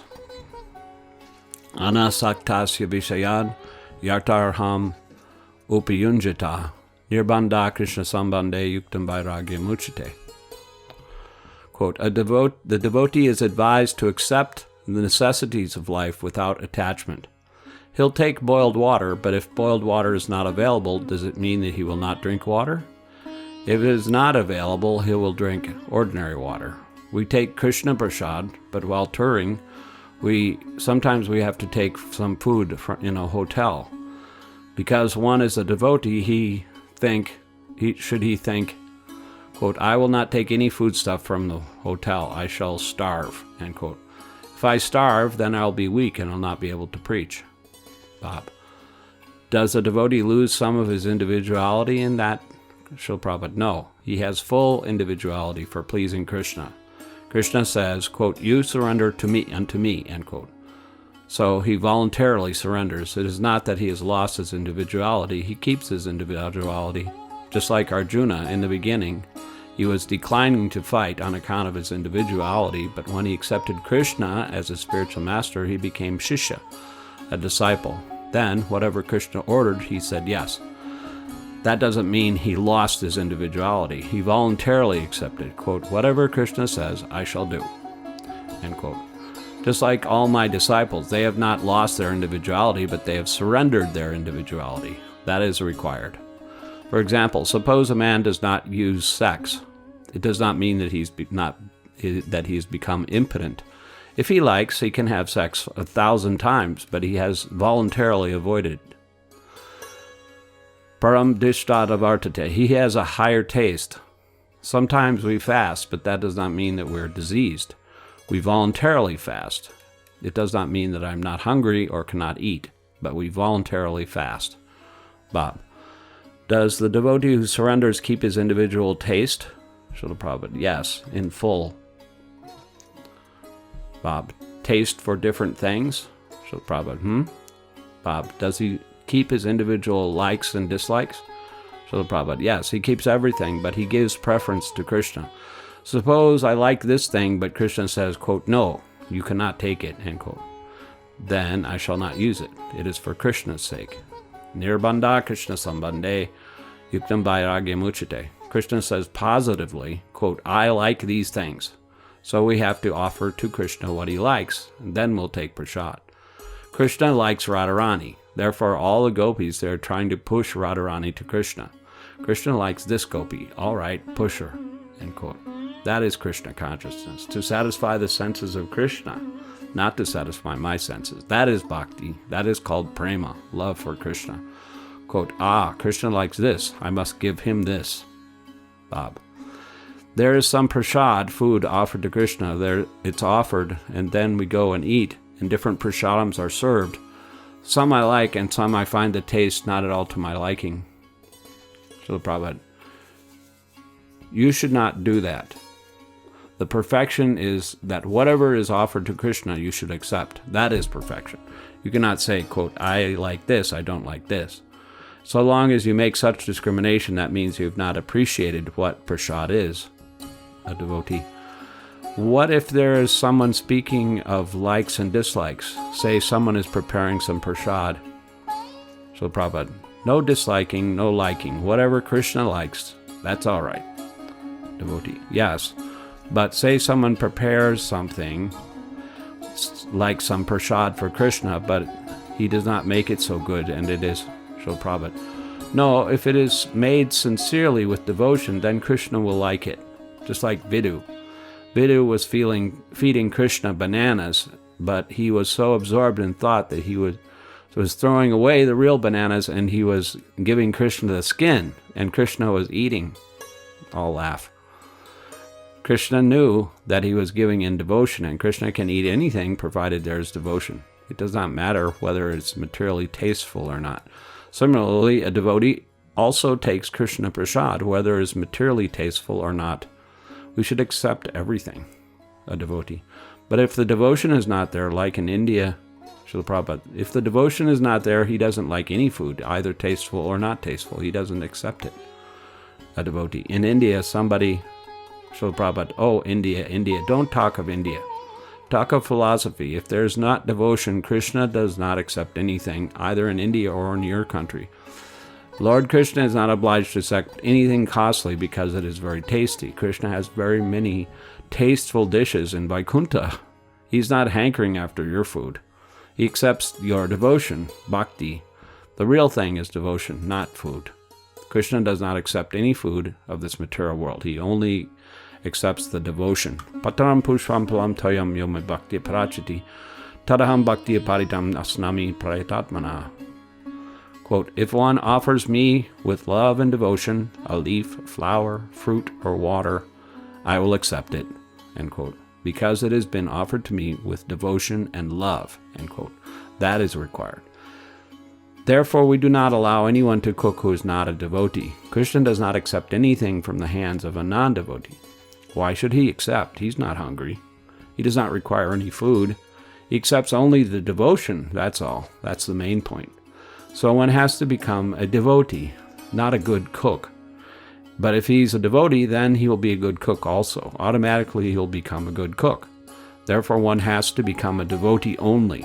Then all other good qualifications will automatically be there. And if he is a non-devotee, any good qualification has no value. He's on the mental plane, so he has no good qualification. There's a long pause in the conversation, Srila Prabhupada. And the time, Shamasundar, 6 o'clock. Srila Prabhupada, questions and answers are required. They're beneficial to all. Bob. I still have a question on the prasad.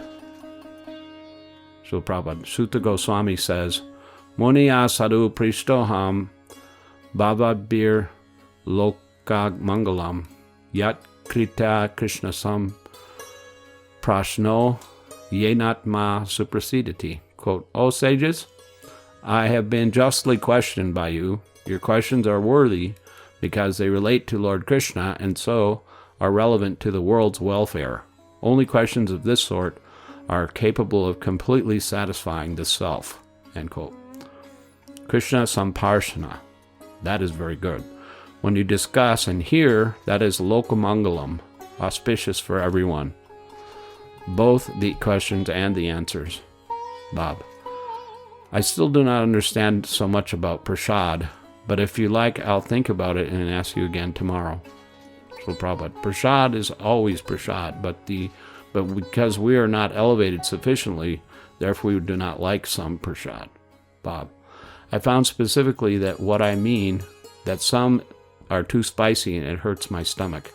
So Prabhupada, well, that is also due not to appreciating, but the cook should have some consideration. Krishna must be offered first-class foodstuffs. So if he offers something last class, he's not performing his duty.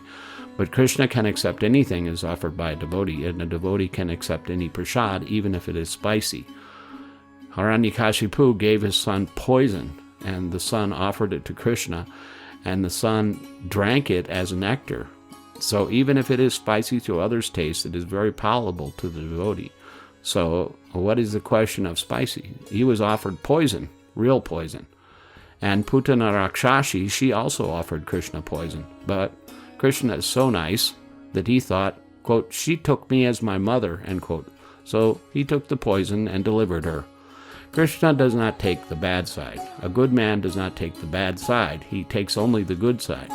Just like one of my big godbrothers, He wanted to make business with my Guru Maharaj, spiritual master, but my Guru Maharaj didn't take the bad side. He took the good side. He thought, he has come forward to give me some service, end quote. Bob, business with your, what was that? Business with who? Srila Prabhupada. I'm talking about my Guru Maharaj. Bob. Oh, I see. I have another question on prasad, if I may. Let us say some devotee has some trouble and does not eat a certain type of food, like some devotees do not eat ghee because of liver trouble. So these devotees, should they take all prasad? Srila Prabhupada. No. Those who are not perfect devotees may discriminate, but a perfect devotee does not discriminate. Why should you imitate a perfect devotee? So as long as you have discrimination, you are not a perfect devotee. So why should you artificially imitate a perfect devotee and eat everything? Bob, Srila Prabhupada. The point is, a perfect devotee does not make any discrimination. Whatever is offered to Krsna is nectar, that's all. Krsna accepts anything from a devotee. Quote, whatever is offered to me by my devotee, end quote, he accepts. The same thing for a devotee. Don't you see the point? The perfect devotee does not make any discrimination, but if I am not a perfect devotee and I have discrimination, why should I imitate the perfect devotee? It may not be possible for me to digest everything because I am not a perfect devotee. A devotee should not be a foolish man. It is said, Krishna ye bhaje se baba chatura. So a devotee knows his position and he is intelligent enough to deal with others accordingly. Chapter 7. Acting in Knowledge of Krishna. February 29th, 1972. Evening continued. An Indian gentleman. By what kind of actions does one earn good karma? Srila Prabhupada. Good karma means what is prescribed in the Vedas. Specifically, it is prescribed that one should perform yoga. Yoga means actions for the satisfaction of Lord Vishnu, the Supreme Personality of Godhead. So, good karma means performance of the yogas as they are prescribed in the Vedic literatures. And the purpose of this yoga is to satisfy the Supreme Lord. A good, law-abiding citizen is one whose actions satisfy the government. So, good karma is to satisfy Lord Vishnu, the Supreme Lord. Unfortunately, modern civilization does not know what the Supreme Personality of Godhead is, what to speak of satisfying him. People do not know. They are simply busy with material activities. Therefore, all of them are performing only bad karma and are therefore suffering. They are blind men leading other blind men, and both are then suffering by bad karma. That is very easy to understand. If you do something criminal, you will suffer. If you do something benevolent for the state, for the people, then you are recognized. You are sometimes given a title. This is good and bad karma. So, good karma means you enjoy some material happiness. Bad karma means you suffer from material distress. By good karma, you get birth in a good family, you get riches, good money. Then you become a learned scholar. You become beautiful also. Some time passes. Bob, what about the person who is not very aware of God, but Srila Prabhupada? Then he is an animal. The animal does not know what is good.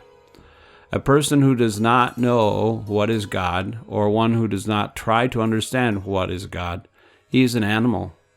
And the animals are with 4 legs, and that animal is with 2 legs. And Darwin's theory is that they are monkeys. So anyone who does not know God, does not try to understand God, is nothing but an animal. Bob, what about the innocent people? Srila Prabhupada. The animal is very innocent. If you cut its throat, it won't protest. So innocence is not very good qualification. The animals are all innocent. Therefore, you get the chance to cut their throats. So to become innocent is not a very good qualification. Our proposition is that one must be very, very intelligent, and then he can understand Krishna. To become an innocent, ignorant simpleton is not a very good qualification. Simplicity is all right, but one should not be unintelligent.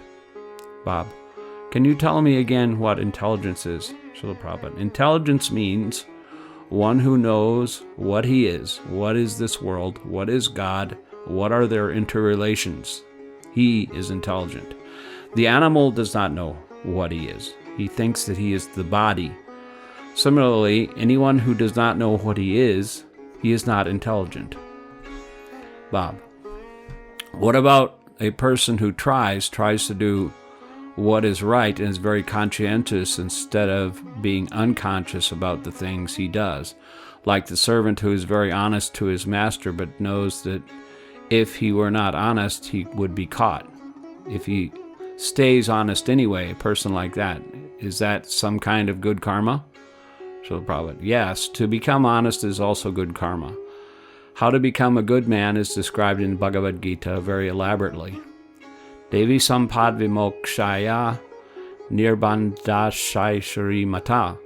So if you become qualified with the Daivi sampad, transcendental qualities, then vimokshaya, you will be liberated, and nirbandayasuri, if you are qualified with the demoniac qualifications, then you will be more and more entangled. Unfortunately, the modern civilization does not know what is liberation and what is entanglement. They are so much ignorant they do not know. Suppose if I ask you what you mean by liberation, can you answer? No answer. And if I ask you what you mean by entanglement, can you answer? Again, no answer. These words are there in the Vedic literature, liberation and entanglement, but at the present moment, people do not even know what is liberation and what is entanglement. They are so ignorant and foolish, yet they are proud of their advancement in knowledge. Can you answer what is liberation? You are a professor, teacher, but if I ask you, can you explain what is liberation? Bob, not adequately, but because if I could explain, then I would become liberated very fast. So the problem. But if you do not know what is liberation, then how fast or slow liberation? Everyone laughs. There is no question of liberation. It is neither fast nor slow. You should first know what is liberation. If you do not know where the train is going, then what is the use of asking, understanding whether it is going fast or slow? You do not know your destination. What is liberation? Bob. So Prabhupada, I'm asking. You daily ask me. I'm asking you. Bob laughs. Okay. I'll think for a moment. So Prabhupada, liberation is described in Srimad Bhagavatam. The exact word for liberation, Sanskrit word for liberation is mukti. So that is defined in the Srimad Bhagavatam. Muktir hitvarnata rupam sarupena vivashtiti. One should stop doing all nonsense, and he must be situated in his original position. But this is also more embarrassing because nobody knows his original position or how to act properly. Because people are generally acting differently because they do not know what is proper. The modern population is so much ignorant about their life. It is a very awkward position. They do not know. Bob, can you tell me who is honest? Srila Prabhupada. If one does not know what is honesty, how can one be honest? If you know what is honesty, then you can be honest. What is honesty? First of all, explain. Bob, honesty is doing what you really feel is right. So Prabhupada, a thief is feeling, quote, I must steal to provide for my children. That is right, end quote. Does it mean that he is honest? Everyone thinks, the butcher thinks, it is my life. I must cut the throat of animals daily, end quote. Just like that. What is that hunter? Narada Muni met him? Srila Prabhupada. Mrigali. Srila Prabhupada. Yes, Mrigali. Narada asked him, quote, why are you killing in this way? And he said, quote, oh, it is my business. My father taught it, end quote. So he was honestly doing that. So a feeling of honesty depends on culture. A thief's culture is different. He thinks stealing is honest. Bob, so what is honesty? Srila Prabhupada, yes, that is my question. Everyone asks, laughs. Real honesty is that you should not encroach upon another's property. That is honesty. For instance, this is my table. If you want to take it away while going, is that honesty? So therefore, the simple definition of honesty is that one should not encroach upon another's rights. That is honesty. Bob. So somebody who is honest would be in the mode of goodness. Would that be correct? Srila Prabhupada, certainly. But the mode of goodness means knowledge. If you know, quote, this table does not belong to me, it belongs to Swamiji, end quote, you will not try to take it away. Therefore, one must know, be thoroughly well conversant, then he can be honest. Bob. So now you have said that the mode of goodness was knowledge of God, but somebody may be honest without having very much knowledge of God. So Prabhupada, So Bob, without being honest, just without thinking they're honest because it is God's wishes, they feel like they ought to be honest. So Prabhupada, God wishes everyone to be honest. Why should God think otherwise? Bob. So you may follow God's wishes without knowing that you're following God's wishes, like somebody may be in the mode. So Prabhupada, no, following without knowledge, that is absurd. You must know the order of God, and if you follow that, then that is honesty. Bob. But somebody would not be honest without knowing God? Srila Prabhupada, yes, because God is the supreme proprietor, the supreme enjoyer, and he's the supreme friend. That is the statement of Bhagavad Gita. If anyone knows these three things, then he is in full knowledge. These three things only, that God is the proprietor of everything, God is the friend of everyone, and God is the enjoyer of everything. For example, everyone knows that in the body, the stomach is the enjoyer, not the hands, legs, eyes, or ears. These are there simply to help the stomach. Eyes, even the vulture goes 7 miles up to see there is food for the stomach. Is it not? Bob, that is so. Srila Prabhupada. Then the wings fly there and the jaws catch the food. Similarly, as in this body, the stomach is the enjoyer, the central figure of the whole cosmic manifestation, material or spiritual, is Krsna, God. He is the enjoyer. We can understand this just by considering our own bodies. The body is also a creation. The body has the same mechanical nature you will find in the whole universe. The same mechanical arrangement will be found anywhere you go, even in the animals. In the human body or in the cosmic manifestation, almost the same mechanism. So, you can understand very easily that in this body, my body, your body, the stomach is the enjoyer. There is a central enjoyer, and the stomach is the friend also. Because if you cannot digest food, you see, then all the other limbs of the body become weak. Therefore, the stomach is the friend. It is digesting and distributing the energy to all the limbs of the body, is it not?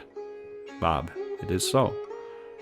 Srila Prabhupada. Similarly, the central stomach of the whole creation is God, or Krsna. He is the enjoyer, he is the friend, and as the supreme proprietor, he is maintaining everyone. Just as a king can maintain the whole country's citizens because he is the proprietor. Without being the proprietor, how can one become everyone's friend? So, these things have to be understood. Krishna is the enjoyer, Krishna is the proprietor, and Krishna is the friend. If you know these three things, then your knowledge is full. You do not require to understand anything more. Yasmin bijate sarvam evam bijantam bhavati. If you simply understand Krishna by these three formulas, then your knowledge is complete. You don't require any more knowledge. But people will not agree. Quote, why should Krishna be the proprietor? Hitler should be the proprietor. Nixon, end quote. That is going on. Therefore, you are in trouble. But if you understand these three things only, then your knowledge is complete. But you will not accept. You will put forward so many impediments to understanding these three things, and that is the cause of our trouble. But in the Bhagavad Gita, it is plainly said, Bhoktaram yagatapasam sarvalok mahesharam Suridam sarvabhutanam yatmamam santimichiti. Quote, the sages, knowing me as the ultimate purpose of all sacrifices and austerities, the supreme lord of all planets and demigods, and the benefactor and well-wisher of all living entities, attain peace from the pangs of material miseries, end quote. But we won't take this. We shall put forward so many false proprietors, false friends, false enjoyers, and they will fight one another.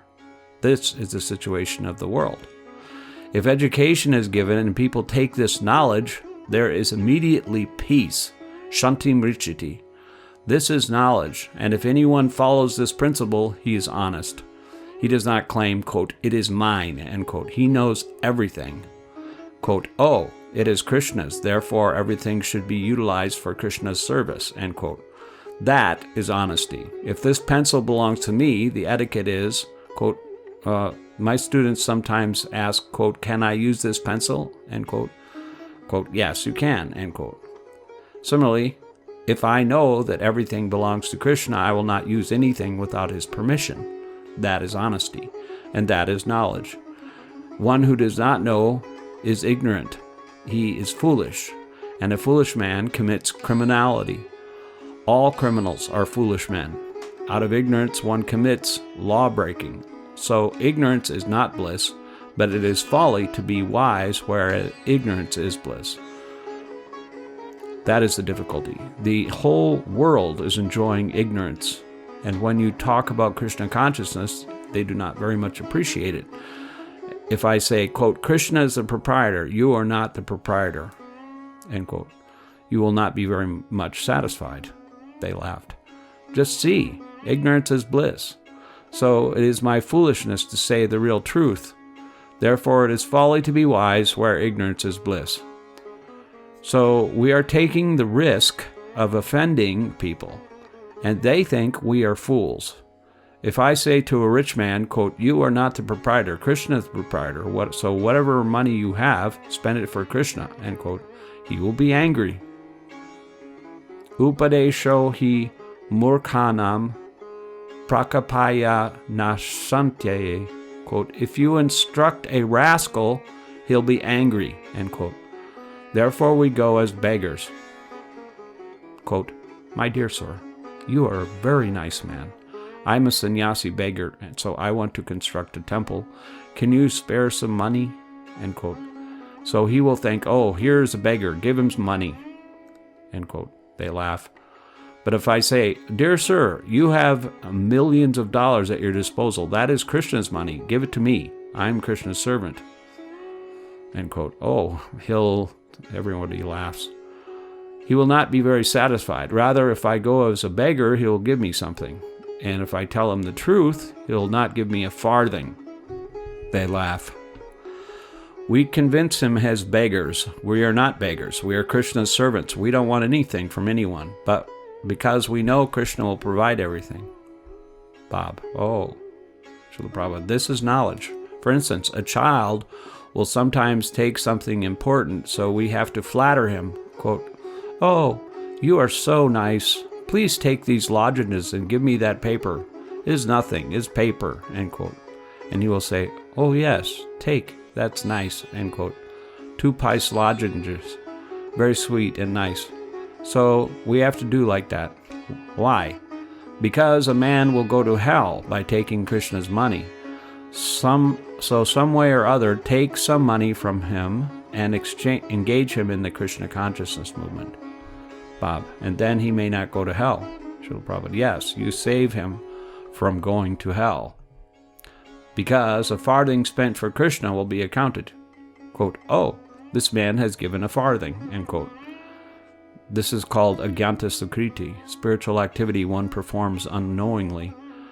They are very poor in their thought. Therefore the saintly persons move just to enlighten them a little, to give them a chance. Give them a chance to serve Krishna. That is a saintly person's duty. Bob, that is what? Srila Prabhupada, that is his duty. But if he takes money from others and utilizes it for his sense gratification, then he goes to hell. Then it is finished. Then he's a cheater. Actually, he's a criminal. You cannot take money a farthing from anyone and use it for your own sense gratification. Bob, I think people I know who are not Krishna conscious. Srila Prabhupada, Krishna means God. Bob, they are just slightly God conscious, but still these people are honest to the extent that they don't take from other people at all, and they try to be honest with other people. Well, Srila Prabhupada, he does not take from other people, but he takes from God. Bob, so these people are half good? Srila Prabhupada, Bob, these people are then half good? Srila Prabhupada, not good. If he does not learn this principle that God is the proprietor, others things? What do you mean, others things? End quote. Bob, like people I'm thinking of, they're poor people who need money and food. Srila Prabhupada, everyone needs money. Everyone needs it. Who is not poor? There are so many gentlemen sitting here. Who is not in need of money or food? You are also in need of money. So how do you distinguish poor from rich? Everyone needs it. If that is your definition, if one needs money and food, then everyone needs money and food. So everyone is poor. Bob, but I was thinking in terms of just people who are relatively poor.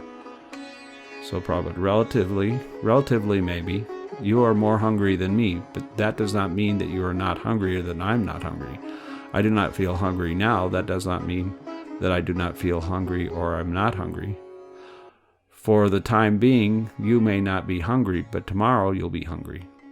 Bob, what I feel is that somehow these people that everyone around is telling them may be stealing, but they still stand up and don't steal. These people somehow deserve something good to happen to them.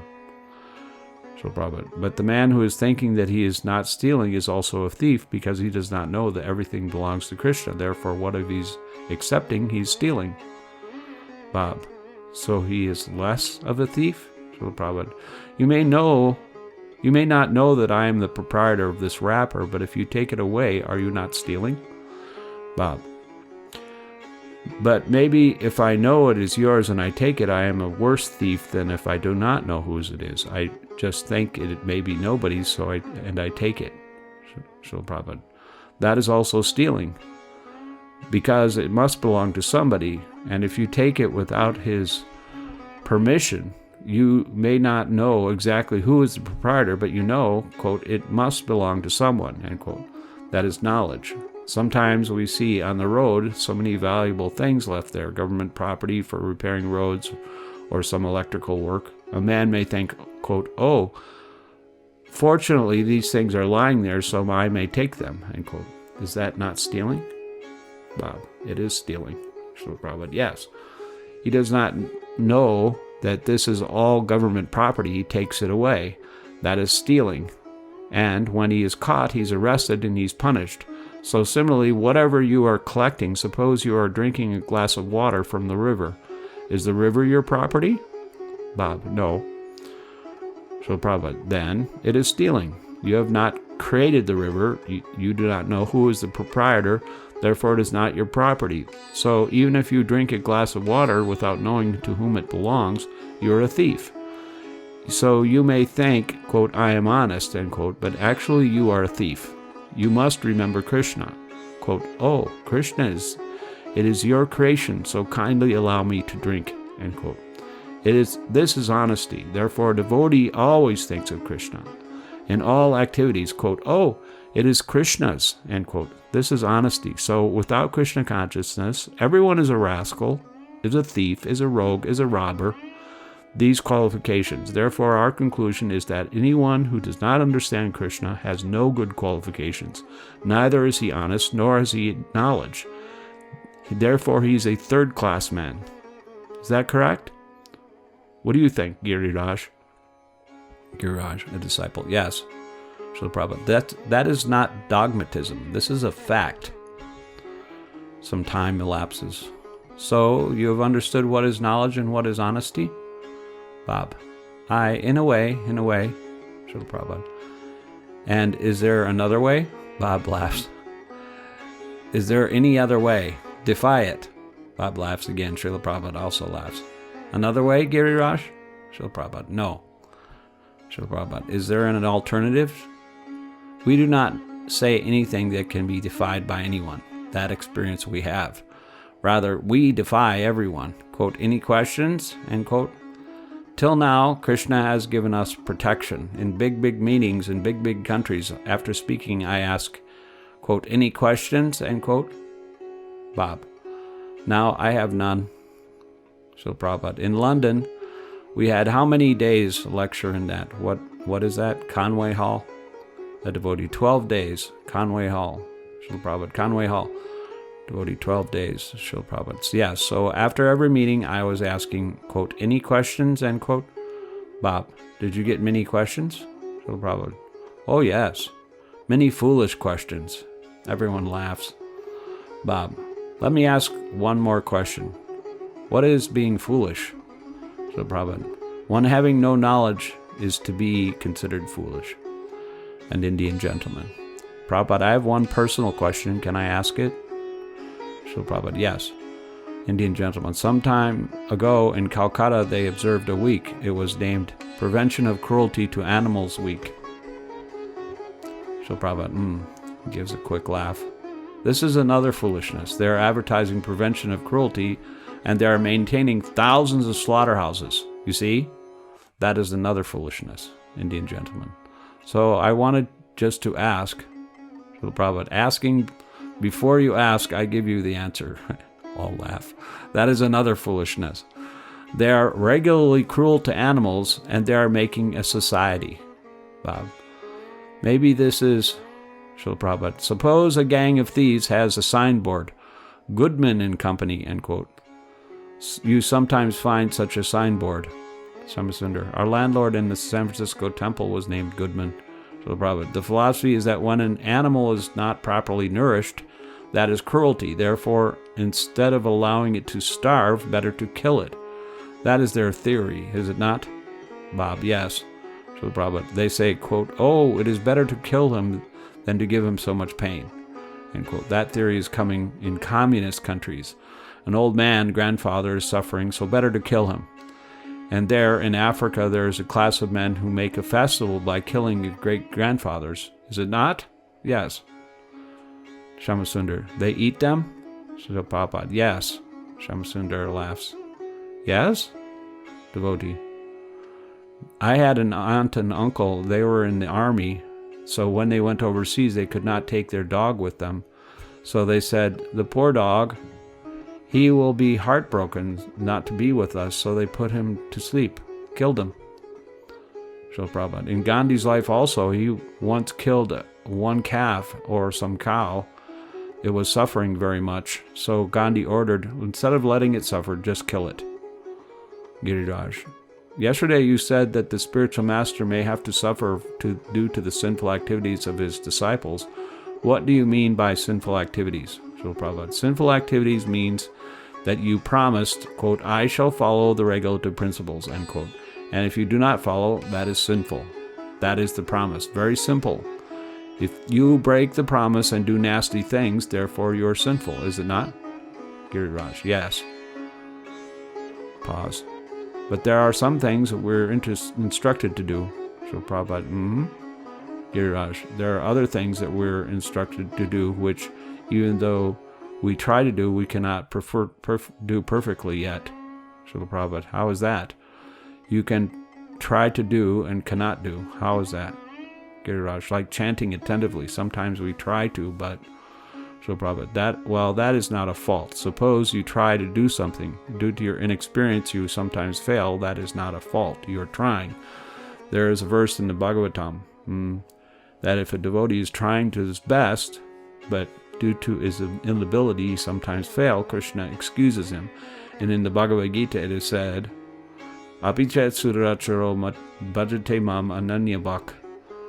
Sometimes, not willingly, but due to bad habits, habit is second nature, one does something nonsensical, but that does not mean he is faulty. But he must repent for that, quote, I have done this, end quote. And he should try to avoid it as far as possible. But habit is second nature. Sometimes, in spite of your trying hard, Maya is so strong that it pushes with pitfalls. That can be excused. Krishna excuses. But those who are doing something willingly are not excused. On the strength that I am a devotee, if I think, quote, because I am chanting, I may therefore commit all this nonsense, then it will be nullified, end quote. That is the greatest offense. Chapter 8. Advancing in Krishna Consciousness. An Exchange of Letters. Springfield, New Jersey, June 12, 1972. Dear Prabhupada, offer my humble obeisances. I have been associating with devotees of the New York Temple. With the association of such fine advanced devotees, I hope that I may make some advancement in Krishna consciousness. My fiancée has started to come to the temple and is chanting a little. She knew nothing about Krishna consciousness until I wrote her about it from India. Atreya Rishi has been kind enough to invite us to his home so that we may see an ideal householder life. I went to Bombay at the end of April for termination from the Peace Corps. I was fortunate enough to come down with minor illnesses so that I had to stay in Bombay for 2 weeks.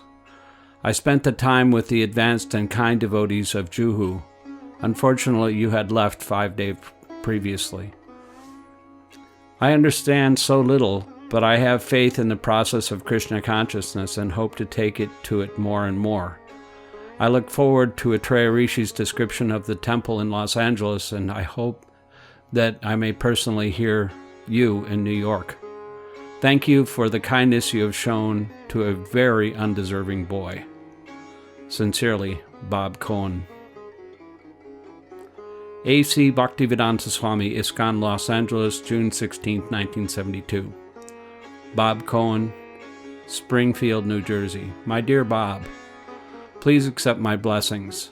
I thank you very much for your letter dated June 12, 1972. I have noted the sentiments expressed therein with great pleasure. I am very glad to hear that you are associating with us. I know that you are a very good boy, very intelligent, and your behavior is gentle, so I have all confidence that very quickly Krishna will bestow all his blessings upon you and you will feel yourself becoming perfectly happy in Krishna consciousness. One makes his advancement in Krishna consciousness by voluntarily giving up his attachment to material nature, or Maya. Such renunciation is called tapasya. But we are not very willing to perform austerities without good reason. Therefore, any man with a good scientific and philosophical mind, like your good self, must first appreciate what transcendental knowledge is. If you get knowledge, automatically tapasya will follow, and then you will make your advancement in spiritual life. So to get knowledge is the first item for anyone who is hoping to find the perfection of his life. Therefore, I advise you to read our books daily as far as possible and try to understand the subject matter from different angles of vision by discussing it frequently with devotees at the New York Temple. In this way, you will gradually become convinced, and by your sincere attitude and devotional service, you will make progress. Yes, having some faith in me and in this Krishna consciousness process is the first and only requirement for getting actual wisdom. If there is faith, understanding will follow. And as your understanding increases, so will your disgust with the spell of the illusory energy. And when you voluntarily give up your entanglements in the material world, then the progress is assured. I think we are just now typing up the tapes of those conversations we held in Mayapur, and we shall be publishing them as a book. It will be called Perfect Questions, Perfect Answers. I shall send you a copy as soon as they're ready to distribute. Meanwhile, I shall be stopping in New York for 2 or 3 days on my way to London for the Rath Yatra festival there. I am not yet certain when I shall be arriving in New York, but it will be sometime in the early part of July. You may keep in regular contact with Bali Mardan regarding the arrival date, and I shall be very much gladdened to meet you in New York once again. Again, we shall discuss if you have any questions. Hoping this will meet you in good health and a happy mood. Your ever well-wisher, A.C. Bhaktivedanta Swami. Chapter 9. Deciding for the Future. New York, July 4th, 1972. Bob. I received your very kind letter, Srila Prabhupada. Oh, Bob, about a week ago, Srila Prabhupada. Now, you are a very intelligent boy. You can try to understand this philosophy. It is very important. For sense gratification, people are wasting so much energy. They're not aware of what is going to happen in the next life. There is a next life, but foolish people are ignorant.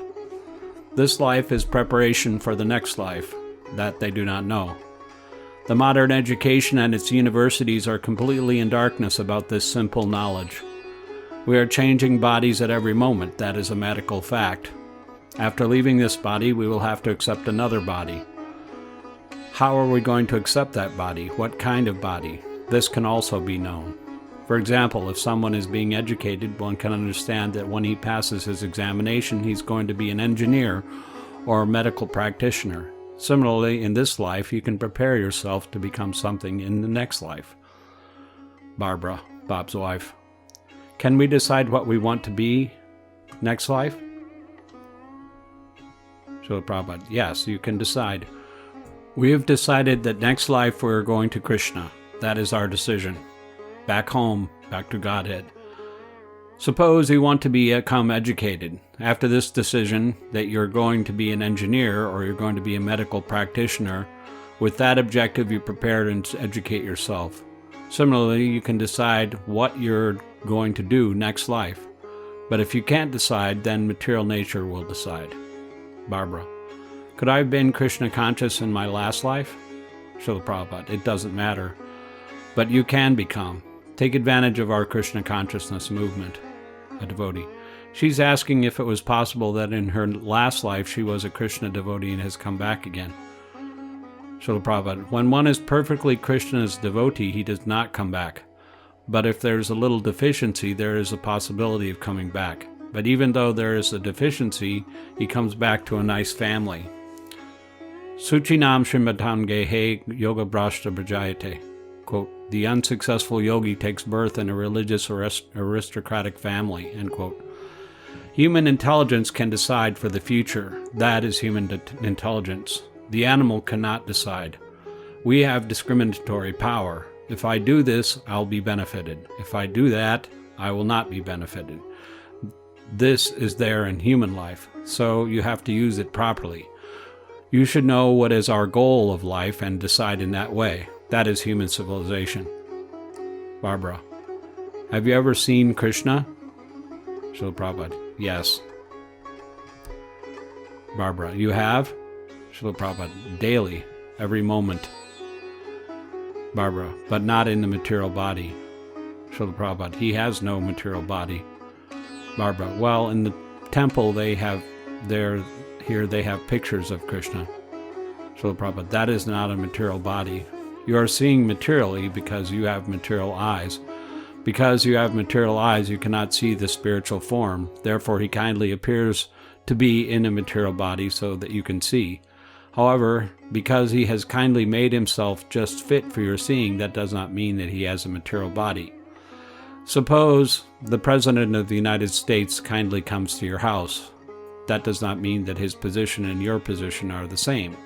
It is his kindness. Out of love, he may come to your house, but that does not mean that he's on the same level as you. Similarly, because we cannot see Krishna with our present eyes, Krishna therefore appears before us as a painting, as made of stone, as made of wood.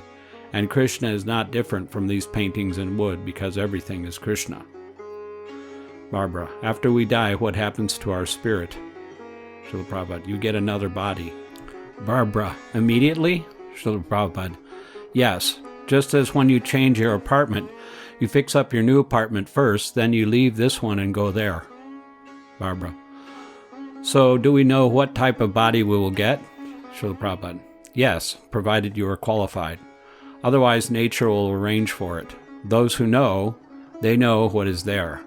But for those who do not know, nature will arrange things. If you do not know, This means that you have not prepared your life, so accidentally at the time of death your mentality will create another body and nature will supply it. Barbara. And chanting, what does chanting do? Srila Prabhupada. That you can ask these boys, the devotees, they will explain. Bob. If Krishna controls everything, how does Krishna control a non-devotee? Srila Prabhupada. By Maya, just as the government controls everything. A kingdom is controlled by the king's departments. Bob. And how does Krishna control a devotee? Srila Prabhupada. Just as you control your beloved. For example, if you have a beloved child, you control him for his benefit. If he's going to touch fire, you will immediately tell him, quote, no, no, my dear child, don't touch it, end quote.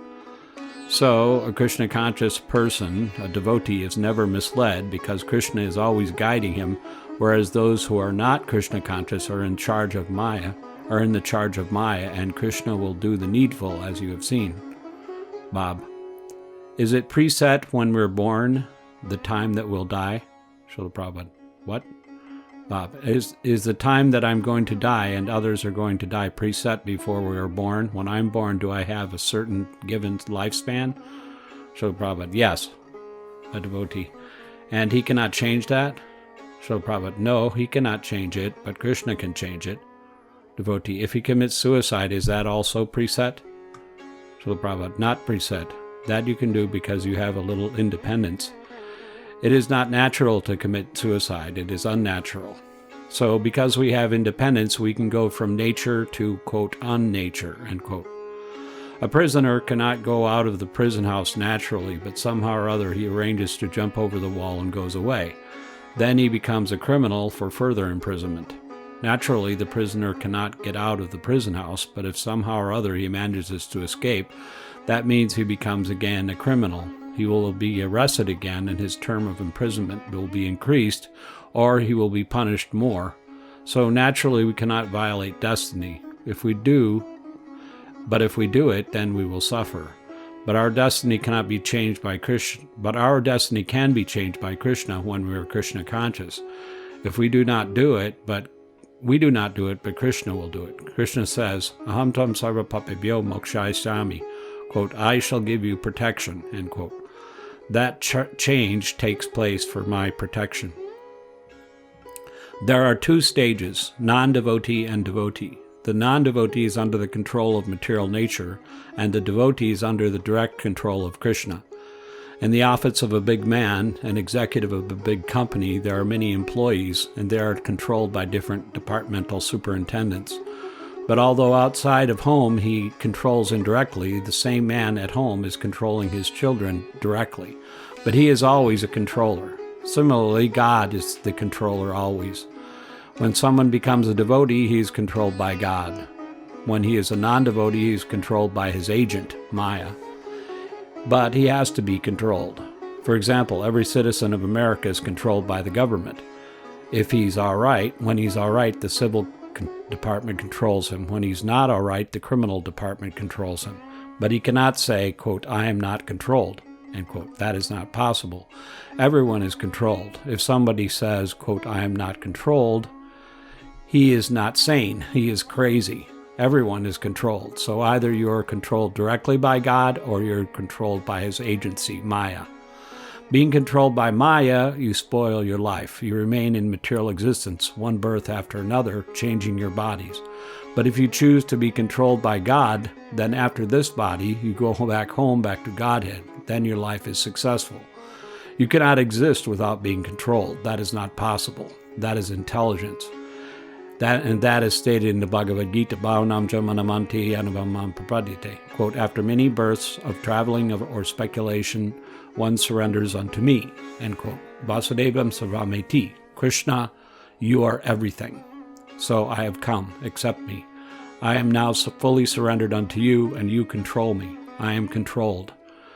For so long I have been controlled by these rascals. There is no benefit. I have been controlled by my senses. So under the control of the senses, I have served so-called family, society, country, nation, up to serving the dogs. But nothing has given me satisfaction. Therefore now I have good sense. I put myself under your control. Instead of being controlled by dog, Let me be controlled by God, end quote. This is Krishna consciousness. Have you not seen how a man is controlled by a dog? In the street, the dog stops past a stool, and his master will stand and wait. Is it not? He is passing stool and urine, and the master is thinking, quote, I am master, end quote. But he is being controlled. That is Maya. He has become servant of the dog, but he's thinking, quote, I am master, end quote. So unless one is Krishna conscious, one cannot understand. We can understand that this rascal is being controlled by his dog, but he is thinking that he is master. We can understand. What do you think? Has he not become controlled by the dog? Bob, that is so. Srila Prabhupada. But he is thinking, quote, I'm the master of the dog, end quote. The family man is controlled by his wife, thinking his children, his servants, by everyone. He's thinking, quote, I am master, end quote. President Nixon is thinking that he is master of his country, but he is controlled. At once he can be dismissed by the public, his servants, and he will take a position claiming, quote, I will give you very good service, end quote, and I will be a first-class servant, end quote, and people vote. All right, you become president. And he's advertising, quote, re-elect me, end quote. That means he is a servant, but he is thinking, quote, I am master, end quote. That is the position. Maya. One who is controlled by Maya is thinking himself master, but he is servant. And a devotee never thinks to himself, I am master, only, quote, I am servant. That is the difference between Maya and reality.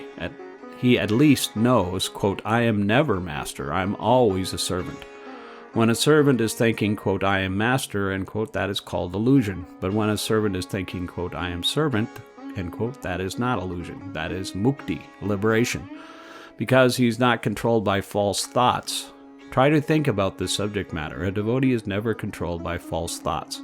He knows his position. Srupena vyafashtiti. Mukti, liberation, means to be situated in one's constitutional position. I am a servant, so if I know that I am a servant, that is my liberation. And if I think that I am a master, that is bondage. This is the difference between conditioned life and liberated life. So, these Krishna-conscious devotees are always thinking that they are servants of Krishna. Therefore, they're all liberated. They do not endeavor for liberation. They are already liberated because they are situated in their constitutional position. They are not artificially thinking, quote, I am master, end quote. Otherwise, everyone is thinking, quote, I am master, end quote. That is illusion. You cannot be master in any state of your life. You must remain a servant. That is your position. When one thinks artificially that he is master, that is his conditioned life. And when one voluntarily surrenders to the Supreme Master, that is his liberation. A devotee does not try for liberation separately. As soon as he surrenders to Krishna, or Krishna's representative, he is liberated. Bob. Prabhupada, people that engage in religions like these, quote, Jesus freaks, end quote, and other people, claim that Jesus is guiding them. Can this be so? Srila Prabhupada, yes. But they are not taking the guidance. Just like the Christians, Jesus is guiding them, quote, thou shalt not kill, end quote, but they are killing. Where is the Jesus guidance? Simply saying, quote, I am guided by Jesus, end quote, will that do? Quote, but I don't care for his words, end quote. Is that guidance? Nobody's being guided by Jesus Christ. Their claim is false. It is very hard to find a man who is actually being guided by Jesus Christ. Jesus Christ's guidance is available, but nobody is caring for him. They have taken Jesus Christ as a contractor to take up their sins. That is their philosophy. They commit all kinds of sins, and poor Jesus Christ will be responsible. That is their religion. Therefore they say, quote, we have a very good religion. First, for all our sinful activities, Jesus Christ will die, end quote. So, is that good religion? They have no sympathy for Jesus Christ. He died for our sins. Why should we commit sins again? Such a great life has been sacrificed for our sins, so we should be guided by Jesus Christ. But if you take it otherwise, quote, we shall go on committing sins, and Jesus Christ will make a contract to nullify all my sins. I'll simply go to church and confess and come back and do again all nonsense, end quote. Do you think that it shows very good intelligence? Bob, no. Srila Prabhupada. Actually, one who is guided by Jesus Christ will certainly get liberation, but it is very hard to find a man who is actually being guided by Jesus Christ. Bob, what about the, quote, Jesus freaks, end quote, the young people that have joined the Jesus movement? They read the Bible very often and they try to, Srila Prabhupada, but violence is against the Bible's injunctions. How can they kill if they're following the Bible? Bob, I asked one this, and he claimed that Jesus was also eating meat in the Bible. Srila Prabhupada. That's all right. He may eat anything. He's all-powerful, but he has ordered, thou shalt not kill. You must stop killing, end quote. He is powerful. He can eat the whole world, but you cannot compare to Jesus Christ. You cannot imitate Jesus Christ. You have to abide by his order. Then you are guided by Jesus Christ. That is actually obedience. That is explained in the Bhagavad. One who is Ishwar, who is empowered, can do anything, but we cannot imitate. We have to abide by his order. Quote, what he says to me, that I will do, end quote. You cannot imitate. You say that Jesus Christ ate meat, admitting that you do not know in what condition he ate meat. He is himself eating meat, but he is advertising others not to kill. Do you think that Jesus Christ was contradicting himself? Bob, no. Srila Prabhupada, he cannot do that. That is real faith in him. That he cannot do. So why has he eaten meat? He knows, but now he has asked me not to kill. I have to follow. That is the real system. You are not Jesus Christ. You cannot imitate him. He has sacrificed his life for God. Can you do that? So why shall you imitate Jesus Christ? You are imitating Jesus Christ by eating meat. Why not imitate Jesus Christ and sacrifice your life for spreading God consciousness? What do you think? Yes, when you preach, you can say what you think. They are so-called Christians, but what are they doing for God? Just consider the sun. The sun is absorbing urine. Can you drink urine? If you want to imitate the sun, quote, oh, here is the sun absorbing urine. Let me drink urine, end quote. Can you? Jesus Christ is powerful. He can do everything. But we cannot imitate. We have to simply abide by his order. That is real Christianity. We cannot imitate a powerful man. That is wrong. In our Vedic literature, there was a poison ocean, so people could not find out what to do with it. Then Lord Shiva said, quote, all right, I'll drink it, end quote. So he drank the whole poison ocean and kept it in his throat. Can you drink poison? Not the ocean, just one cup. So how can we imitate Lord Shiva? Lord Shiva never advised that we drink poison. So you have to abide by the advice, not imitate.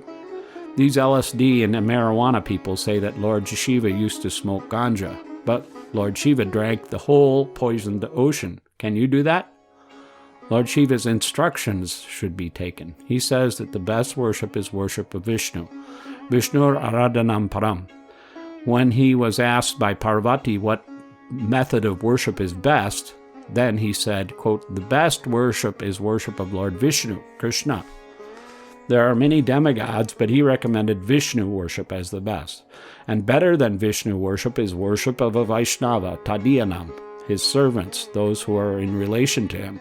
For instance, we are worshiping this plant, Tulsi. We are not worshiping all plants, but because this Tulsi has a very intimate connection with Krishna, Vishnu, we are therefore worshiping her. Similarly, if anything is intimately related with Krishna, worship of that thing is better than worship of Vishnu. Bob, why is that? Srila Prabhupada, because Krishna will be pleased. Suppose you have a dog and some friends come and pat your dog. Srila Prabhupada makes some patting motions. You become pleased. You become pleased. Quote, oh, he is my good friend, end quote. You see how they think. We see this. Some friend comes and says, quote, my, what a nice dog you have, end quote, laughter. Some Indian guests enter the room. Srila Prabhupada, please have some prasad. Srila Prabhupada continues speaking with his guests, sometimes in English and sometimes Hindi. In his last day in New York, and his plane to London is scheduled to leave in only a few hours, Bob has brought a car to drive Srila Prabhupada to Kennedy Airport. The devotees are scurrying about, bringing luggage to the car, putting the manuscripts of Srila Prabhupada's latest translating work in order, and making other last-minute arrangements. Shamasundar. Everything's ready, Srila Prabhupada. The car is waiting for us. Srila Prabhupada. So, we can go now? All right. Hare Krishna. Concluding words. On July 19, 1976, His Divine Grace Srila Prabhupada accepted my wife and me as his disciples and initiated us with the names Bhakti Devi Dasi and Brahmatirtha Das. As I reflect back on that day, I can see how fortunate I was to have met His Divine Grace and my godbrothers in the Hare Krishna movement. When I was handed my beads at initiation, I promised to follow the regulative principles and to chant God's names daily. 4 years previously, Srila Prabhupada had advised me to follow these principles, and within 6 months, he said, I could be like the other devotees. All unnecessary things, anarthas, such as mundane movies and restaurants, would cease to attract me. Quote, the whole human life is meant for purification, he said. I was interested in being purified, even though I did not really know what purification meant. I had gone to India with the Peace Corps, hoping to find a higher level of consciousness. I could not believe that satisfying the senses was the all-in-all, yet I myself was bound by the senses. Later, I could understand that yoga means becoming free from the dictation of the senses. Upon returning to America, I started graduate school in geology, got married, and became somewhat entangled in domestic responsibilities. But I would very often think of my conversations with Srila Prabhupada and of his instructions. One of his primary instructions was simply to associate with the devotees, and this I gladly did. Devotees are different. By understanding that loving service to the Supreme Lord is the goal of life, they avoid getting caught up in the petty affairs of sense gratification and false ego. Visiting the temple was most refreshing. Gradually, my wife and I became friends with many devotees and wanted somehow to do some service for the movement. I sponsored a bhakti club at the university, and our apartment served as a way station for traveling parties of devotees. As we followed Srila Prabhupada's instructions, even our eating became purified. In India, I had told Srila Prabhupada that I could not offer my food as the devotees do because I did not understand that Krishna is God. So he told me simply to thank God for my food before eating. We did, and finally our devotion matured, and we started actually offering our food to the Supreme Lord. What a wonderful feeling to be cooking for the Supreme Lord. This actually freed us from the control of the tongue. Finally, we were ready to become involved fully in temple life. By Krishna's grace, I obtained a job near a temple in Texas and began to take part in all the temple programs. In this way, all the anarthas disappeared, just as Srila Prabhupada had predicted. It was like having a burden lifted from our shoulders. We were no longer servants of our senses, but servants of God and His devotees. The value of Srila Prabhupada's instructions had become clear. A human being is not meant to labor like an ass and enjoy like a dog. Purification means coming to a higher level of consciousness. Even though I had been initiated, I still admire my godbrother's spiritual awareness and continue and wish to advance. Actually, initiation is the beginning. Brahmatirtha Das Adhikari, Bob Cohen, Houston, Texas, October 16th, 1976.